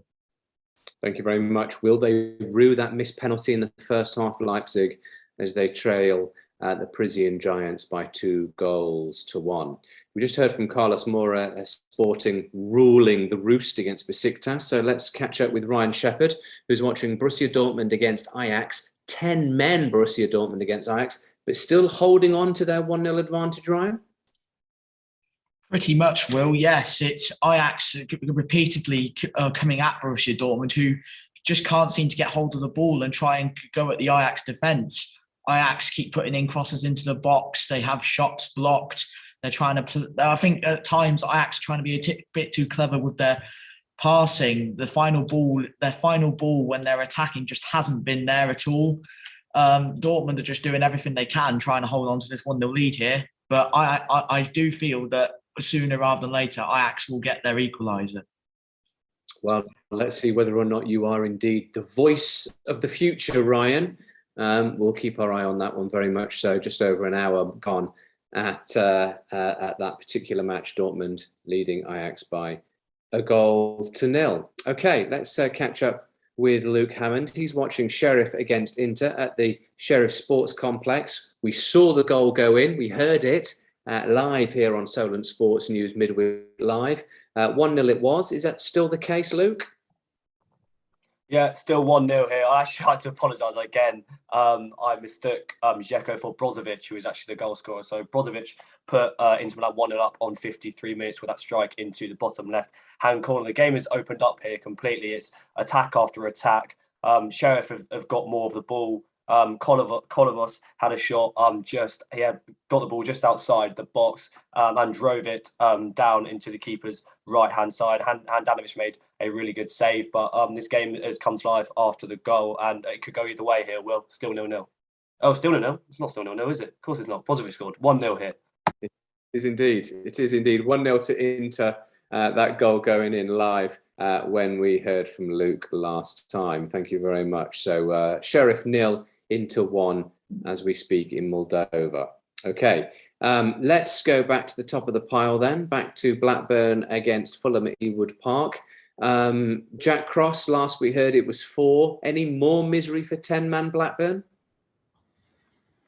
There's just been another goal scored, Will, just as you come to me, and it's 5-0 Fulham. They had a free. It's all come from a free kick. Fabio Carvalho is on the pitch now for Fulham, the last sub of the game, and he wins a free kick on the edge of the box. And talk you through it now. Cabana goes over it. Tom Kearney just takes the ball. Looked a bit controversial. It didn't look like Cabana had even touched the ball before Kearney touched it there. Cabana picks it up, little swivel, right-footed shot, deflection into the net. I think the Blackburn defence have just given up at this point. It's 5-0. 5-0. Dear, oh dear, oh dear. Blackburn 0, 10 men Blackburn 0, Fulham 5. And it's not a good night to be a Rover. It's not a good night to be a Blackburn Rovers fan, that is for sure. Certainly won't be a good night for Tony Mowbray. Probably won't be sleeping very well tonight either. Okay, let's go back to Luke Hammond, actually. Sheriff entertaining Inter at the Sheriff Sports Complex. Am I right in saying, Luke, that there's a second goal in that game? There is, yeah. It's 2-0 Inter here now at the Sheriff Sports Complex. They've been vulnerable all game from set pieces. It's a left back, DeMarco, who's been putting in some brilliant balls from corners and free kicks. And this one came from a corner who put a brilliant ball in to Skriniar, who's attacked the first header. It's been saved. He's put his foot on it again from 2 yards out. It's been saved again. And he finally put the ball in on the third attempt to put into 2-0 up here at the Sheriff Sports Complex. So they had the lion's share of the possession. They're now having the lion's share of the goals as well in the second half. Inter seemingly running away with it by 2-0. Still 20 minutes to go in that Champions League Group D match. Okay, back to the Championship. Inside the last 10 minutes also at the Cardiff City Stadium, where Cardiff are entertaining QPR. Was 1-0 to the visitors last time we heard. Still the case, Luke Woodley-Marshall? It's still 1-0 QPR, but it should be to Lyndon Dykes. He's had a few opportunities today. Almost rounds off a perfect counter-attack from QPR. A brilliant long ball by Stefan Johansson. Charlie Austin just uses all of his experience to let the ball just drop over the defender's head. He chests it back into the path of Lyndon Dykes, who's arriving late into the box on the edge of the area. And his shot strikes the defender, goes out for a corner. That's the only real chance we've had. Kiefer Moore is currently down at the minute, which is a big concern for Cardiff. We know he struggled for goals. Kiefer Moore himself has only got 2 goals this season. We did mention in the preview that his understudy, James Collins, is yet to score for Cardiff. He's not even on the bench tonight. So concerns for Cardiff. All signs pointing towards Mark Warburton maybe taking a point. He took off Ilya's chair and he's brought on Dominic Ball, a more defensive midfielder who can play at the back as well. Other than that, not a lot's been going on. You'd probably say that QPR will look to protect what they have already rather than add to it. But it just depends if Cardiff can conjure up something, because they've created literally nothing tonight. Kiefer Moore has been an absolute statue up front for Cardiff. He's had no service at all. And you can see why he's struggled for goals this season, because he's feeding off scraps. A sorry night to be a Cardiff fan. A sorry night also to be, by the looks of things, a Blackburn Rovers fan. It goes from bad to worse to even worser, if there was such a word. Jack Cross. It's 6-0. Well, what a game to be at. It's been worth crossing over into enemy lines and going over to Lancashire for this one tonight. But it came from a free kick. Cabana's over it. Do a little pass to Kearney. Cabana picks the ball up again from him. Gets down to the byline, cross into the box, and it's Rodrigo Muniz, the substitute. Gets his leg across the Blackburn substitute centre-back that came on because of the red card to Jean-Paul Van Heck in the first half. Hayden Carter, his name was. Gets his leg across him, gets to the ball, into the net. And I'm not sure if there will be any more. Well, I won't be surprised if there's more to this game. There's about 8 minutes left, still 6-0. Well, 6-0 Fulham now. Goodness gracious me. Cabana with 1. Cabana with 2, rather. Wilson with 2. Mitrovic with 1, plus a brace of assists. Fun and games for Fulham tonight. 6-0 away from home is, in any league, a truly astounding result. And there's still time to go. 6-0 Fulham lead Blackburn. And as we say, we've had our money's worth, certainly from Jack Cross tonight. Let's go back to the Champions League then.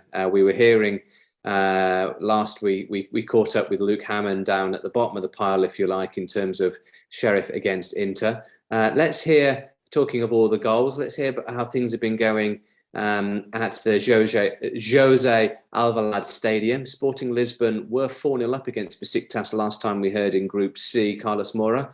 Is that still the case? Do Sporting look as though they're going to add to their tally tonight? Yeah, it's still 4-0. It's now the 70th minute. Sporting have slightly released their foot off the accelerator. They're 4-0 up. They don't really need to go for more goals, but there might still be a few more goals in this game. We'll see, but so far they're just controlling possession in their own half. Besiktas have been really poor. They literally created nothing in this game, and they have no creativity. and no chances at all to score. They're on the attack now, but cross comes in on the back post and absolute howler. He's missed from literally in front of the goal, a header, and he's put it over the bar. They're not looking like they're going to score tonight, and it's still 4-0 at the José Alvalade. Looks like if they play 900 minutes, let alone 90 minutes, Besiktas won't score tonight. So still Sporting 4, Besiktas 0. Let's go back to the Etihad, where Manchester City, last we heard, were beating Club Brugge by 2-1. Phil Foden and Riyad Mahrez, the goal scorer for Pep Guardiola's side. How are things panning out at the moment? Does it look as though Man City, Ryan Honey, are going to hold on to their win? Well, I think they've just wrapped it up, Will, and it's a fantastic move. Gundogan across the box to substitute Raheem Sterling, who notches his first Champions League and second goal of the season.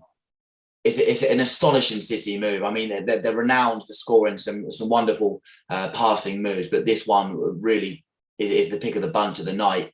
Gundogan goes on the underlap and Foden finds him. It's a ball across the box and Raheem Sterling's there to tap home. And Bruges haven't really seen the ball since Mahrez at the back of the net to put them 2-1 up. And you do feel it could get a bit messy because City are all over them since the second goal. And 73 minutes played, they leave 3-1. Sounds like classic City. Get the ball down to the byline, get it wide, cross the box, pass the ball, move the ball, score a goal. That's very much the City way. That's certainly the Pep Guardiola way.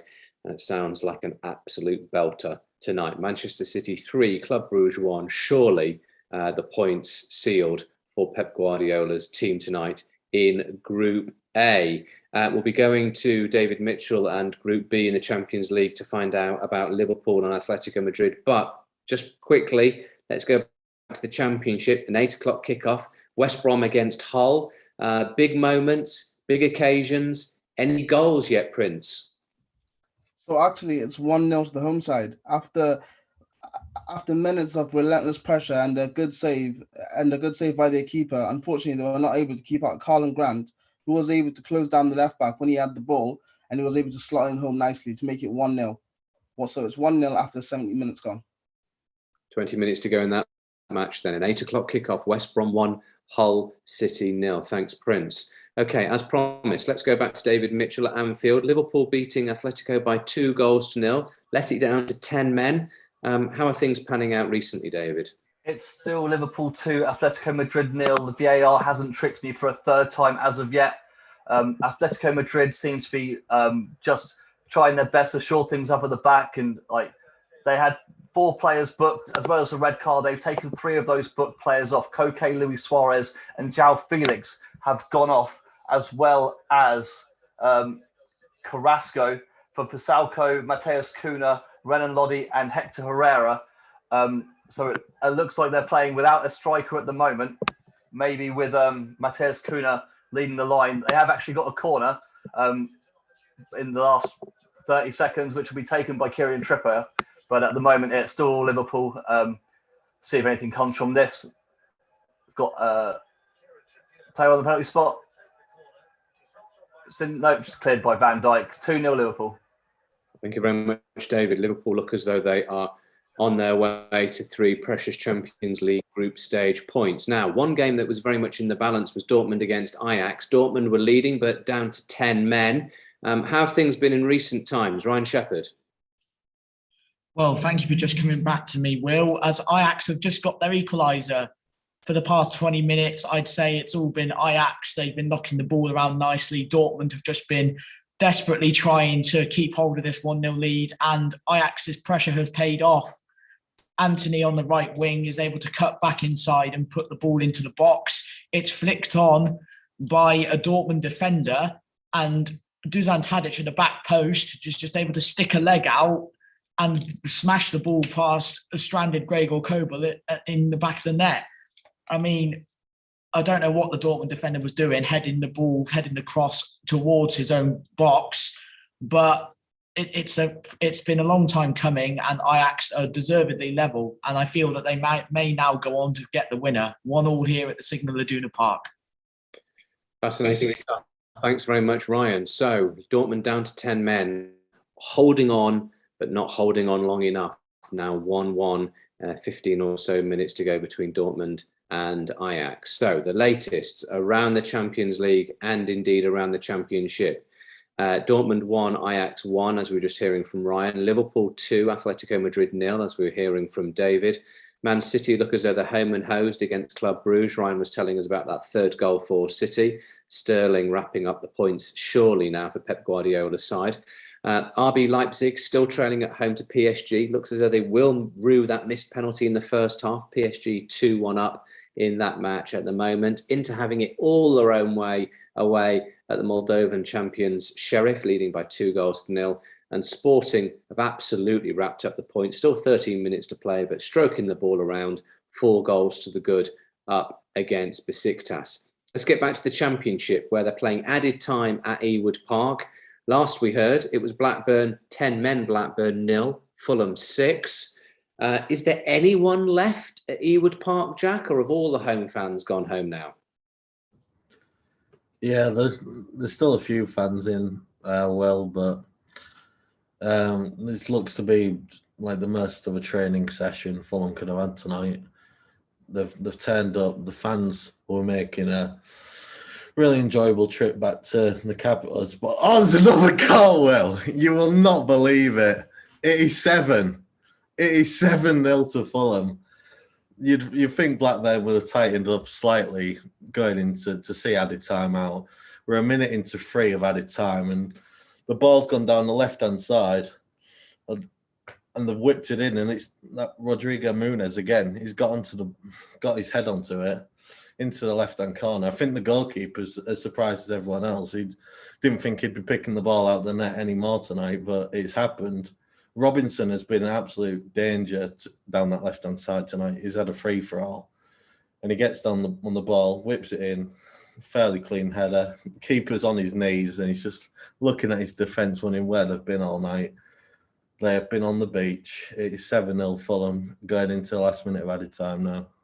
Dear, oh dear, oh dear. Just when we said it couldn't get any worse, it has got worse.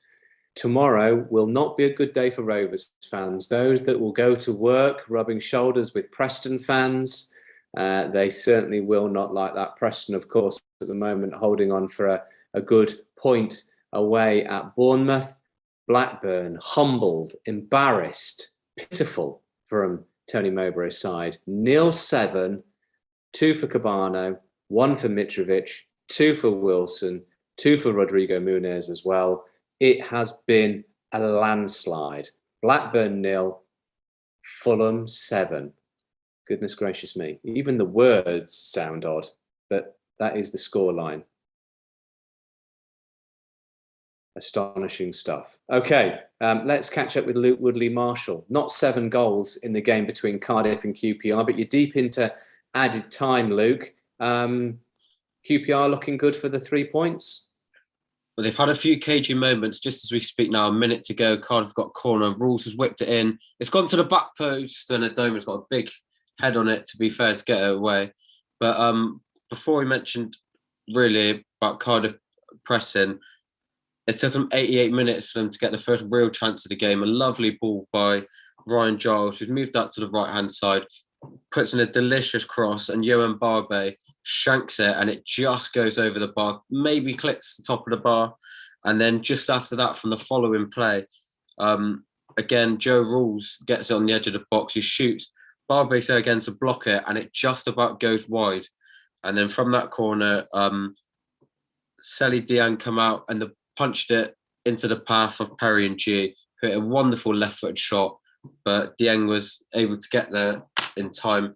There's around 30 seconds to go. Stefan Johansson's just gone down, and some of the Cardiff fans start to peter out because it looks like it's going to be their 9th loss in 10 games unless they can produce something really, really dramatic here. Thank you very much, Luke. So they managed to pull it back from 3-0 down on Saturday back to a draw. Doesn't look as though they're going to do it today, though, as you mentioned. 9 defeats in the last 10. Only that 3-3 draw with Stoke.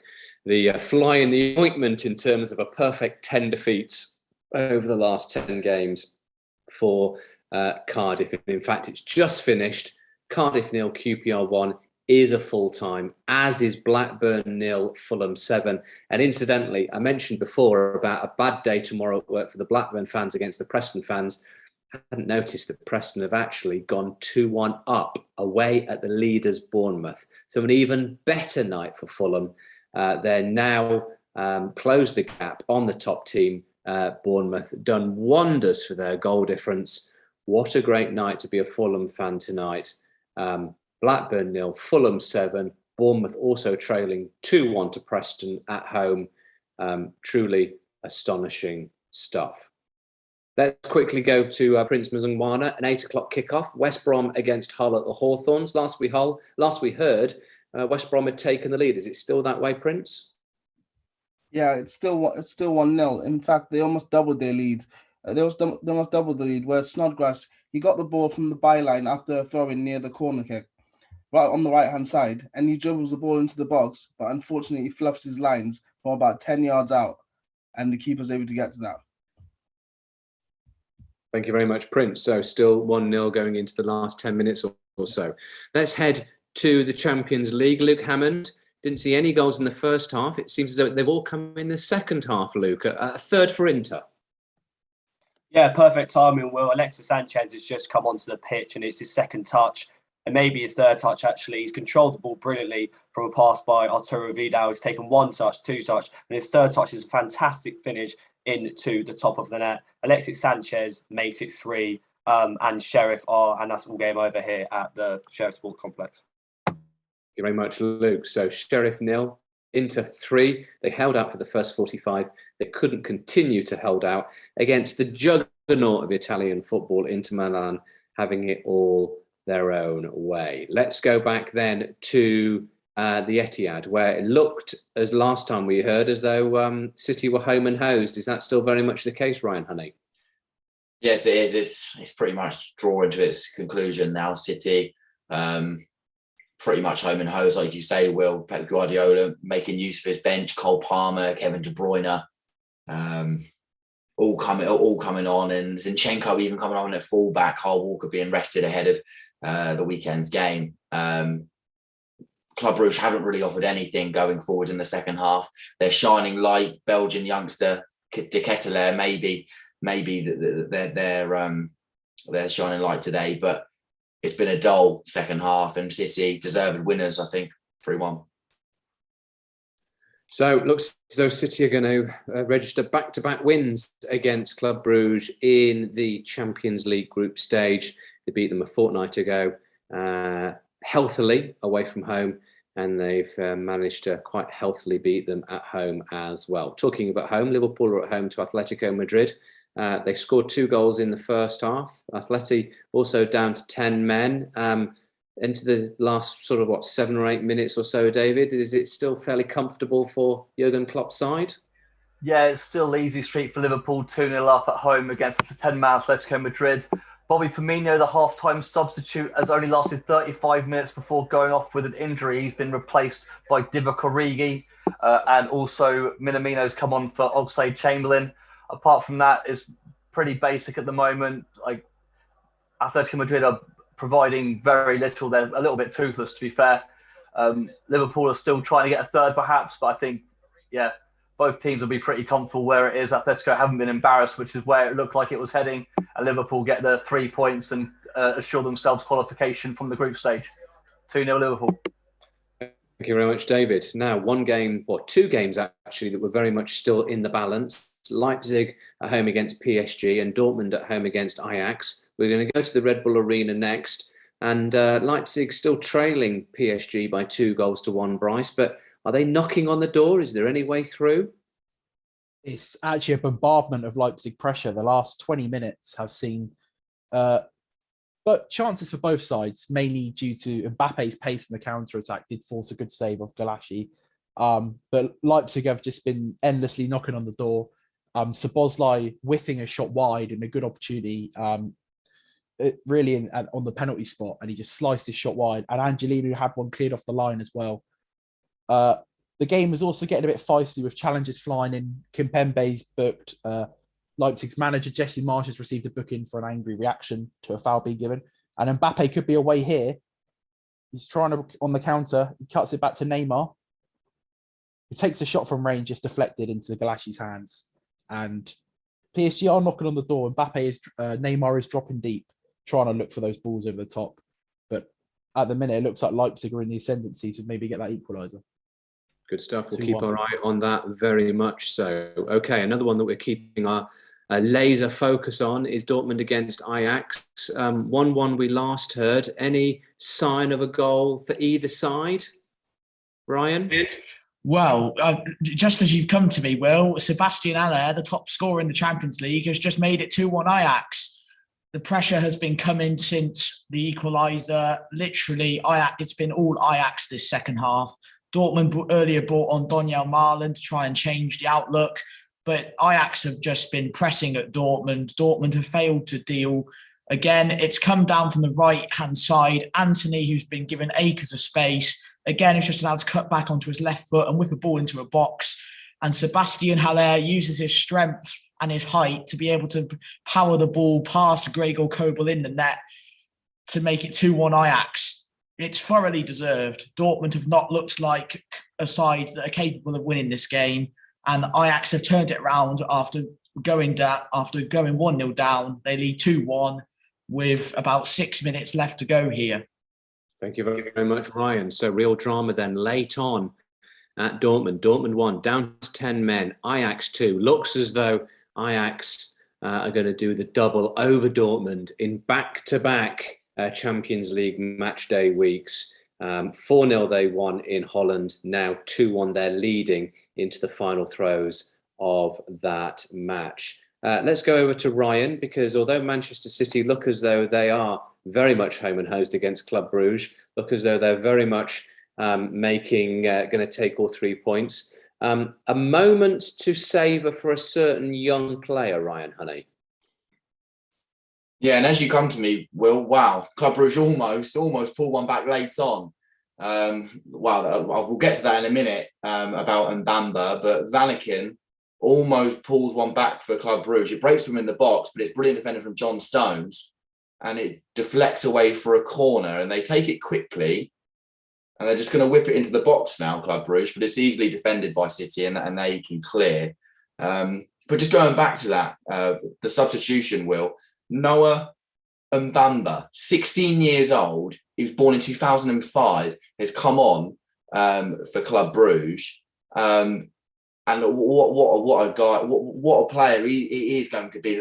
He's obviously in very high regard, 16 years of age, but also Cole Palmer come on for Manchester City. He's a very well-regarded youngster, and he went close to scoring for the Citizens. And they're coming away again, Will. Apologies, Sterling. Cole Palmer over the bar. So close to a 4 for Manchester City, but Cole Palmer's looked lively after coming on, and so has Mbamba. Still 3-1 here, minutes to go. He's certainly a man that wants to take every opportunity, isn't he, Cole Palmer?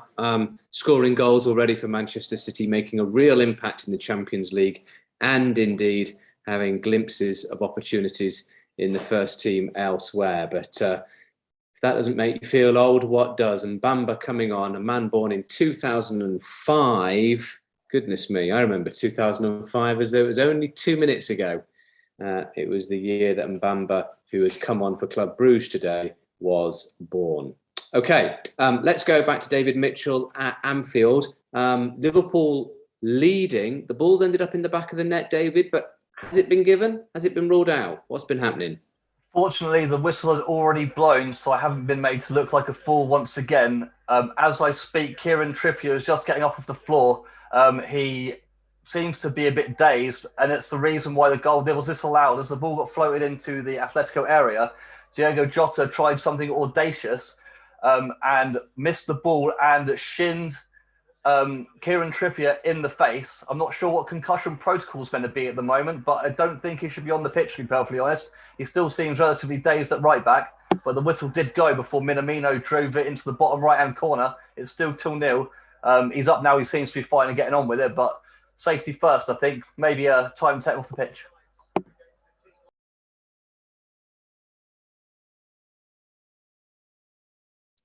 Indeed, you can't be too careful with these things, but it looks as though Kieran Trippier is okay to continue for Atletico Madrid. Okay, let's quickly go back to the game in Moldova where Sheriff are entertaining Inter. Last we heard it was 3-0 to Inter, but a bit of drama, if only a consolation right at the end. Luke. Yeah, I'm waiting to see that, Will. I'm sure it will come from this free kick on the left-hand side. Stay with me. I mean, Sheriff have got free kick on the left-hand side. Yeah, ball just been put in now. And it's header, and it's been flicked on by the front post by their top goal scorer, Adama Traore. So lovely free kick into the box. Not really deserved by Sheriff. I mean, they've offered absolutely nothing at the top of the pitch so far this match, but they've got a late consolation goal. Good goal, great header by Adama Traore, and it's 3-1 here at the Sheriff Sports Complex. It was almost as though we saw it before it happened, Luke. There you are between us. We could see into the future. Our next trick tomorrow is predicting the lottery numbers. So stick with us here on Solent Sports News Midweek Live. Stick with us because there's been another goal, and this man has seen it. Ryan Honey. Yes, and City have wrapped it up, Will. I mean, another assist for João Cancelo. He's been heavily involved tonight for Manchester City, and he sets up another substitute in Gabriel Jesus. It breaks to him in the box, and he just bends it into the far corner. It's a delightful finish past Simon Mignolet into the far corner. And City, they're probably well worth the result. They're well worth their money tonight. They thoroughly deserve the win, and they wrap it up in style. Gabriel Jesus with the fourth, and that's the final whistle. 4-1. It ends here at the Etihad. Fantastic stuff. A goal right at the death end for City, who end up winning that one by 4-1. There's a VAR check, I understand, in the game between Leipzig and PSG. A VAR check for what, Bryce Densham? Could be a penalty for RB Leipzig. The referee he's given it. He's awarded the penalty, and Leipzig have been gifted a golden opportunity to equalise. The cross was whipped in from a corner, and Kimpembe going up for the header has actually gone into the back of Nkunku. His knee was actually hitting the back of Nkunku's head, climbing all over him, and the referee has deemed it to be a penalty. PSG players are kicking off again like they were in the first half. Donnarumma has just been booked, so we could have a little bit until this is taken. I think Szoboszlai's taken the ball to step up, so we'll have to wait and see. We've just gone into injury time 20 seconds ago. It's a controversial ending here to what has been a great game. Donnarumma obviously saving the penalty in the first half. Silva's not on the pitch. And I guess Leipzig fans will be thankfully so after missing the penalty in the first half. There's still a bit of a pause ongoing here. I think it was a penalty. He was all over Nkunku, who actually had a chance to get up for the header. And yeah, like I said, his knee was practically in, like hitting the back of his head. That's how he was just climbing all over him. And Szoboszlai is stepping up now. Donnarumma is still getting in position. Szoboszlai joining in January last year for, I think, a rumoured fee around 25 million from RB Salzburg, also owned by the Red Bull franchise. And in the 91st minute now here, Donnarumma gazing, looking Szoboszlai right in the eye, trying to intimidate him.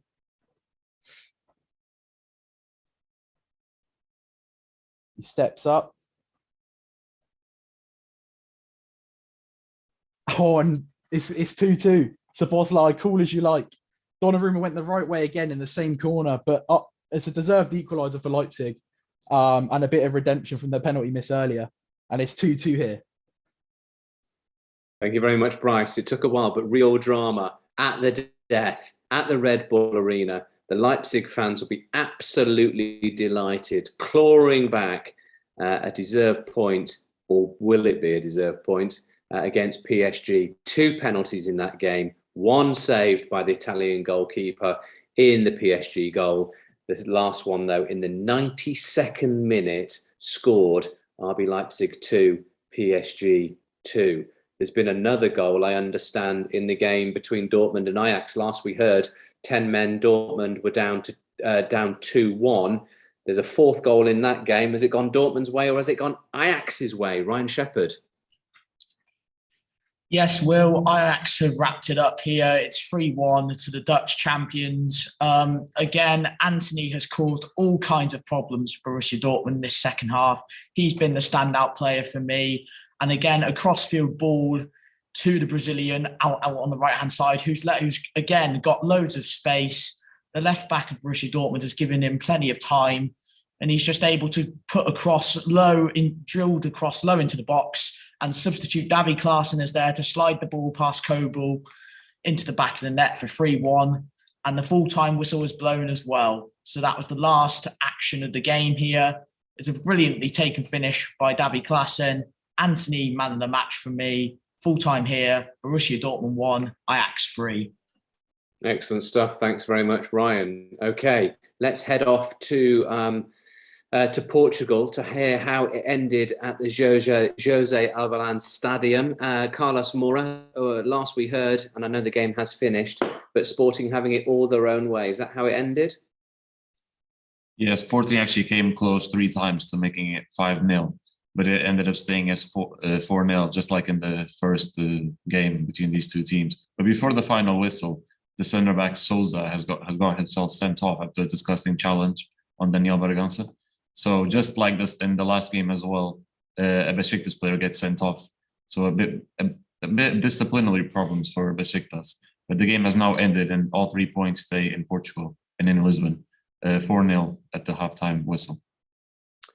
So losing their discipline, losing their shape, losing the goals, losing the points. Not a good day to be a fan of the Turkish champions Besiktas. Full-time Sporting 4, Besiktas 0. They're still playing at the RB Arena. Let's go back to Bryce Densham. I think they're now into the 6th or maybe even the 7th minute, still holding out 2-2. How's it going, Bryce? Yeah, PSG looking to come forward. It's actually boiling over here. Emotions running high. I'm not quite sure what happened. I did miss something. I saw Ander Herrera in the thick of it, as per usual. I think he's been booked for an off-the-ball incident. We should only have about 10 seconds left to play here. Oh, he kicked the ball out of Galashi's hand, taking a goal kick. So, yeah, still 2-2 here. Still 2-2, deep into added time at the end of that match. Fantastic stuff, fantastic drama in the Champions League tonight. And we'll be wrapping it up here on Solent Sports News Midweek Live very, very soon. Let's just recap what's been going on around the grounds, up and down the country here in England and in around the Champions League matches this evening. So in the Championship, it's finished. Barnsley 2, Derby 1, Blackburn 0, Fulham 7, Blackpool 0, Stoke 1. Bournemouth, the leaders, have lost at home to Preston by 2-1. It's just finished also West Brom 1, Hull 0, and it ended Cardiff 0, QPR 1. In the Champions League, 2 early kickoffs. It ended AC Milan 1, Porto 1.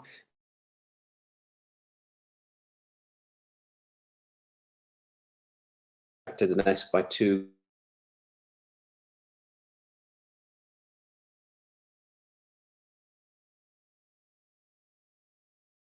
Drama tonight. Liverpool 2, Atletico Sporting by 4-0. Hope you've enjoyed the drama here. I hope you've enjoyed the goals, the VAR decisions, the penalty decisions, the penalty saves and misses. Hope you've enjoyed the goals as they have gone in throughout the evening tonight. It's a big thank you to our reporters, Jack Cross, Luke Woodley-Marshall, Prince Nzanwana, Ryan Honey, David Mitchell, Bryce Densham, Ryan Shepherd, Carlos Mora, and Luke Hammond. And for me, Will Cope, thank you for watching. Good night and God bless.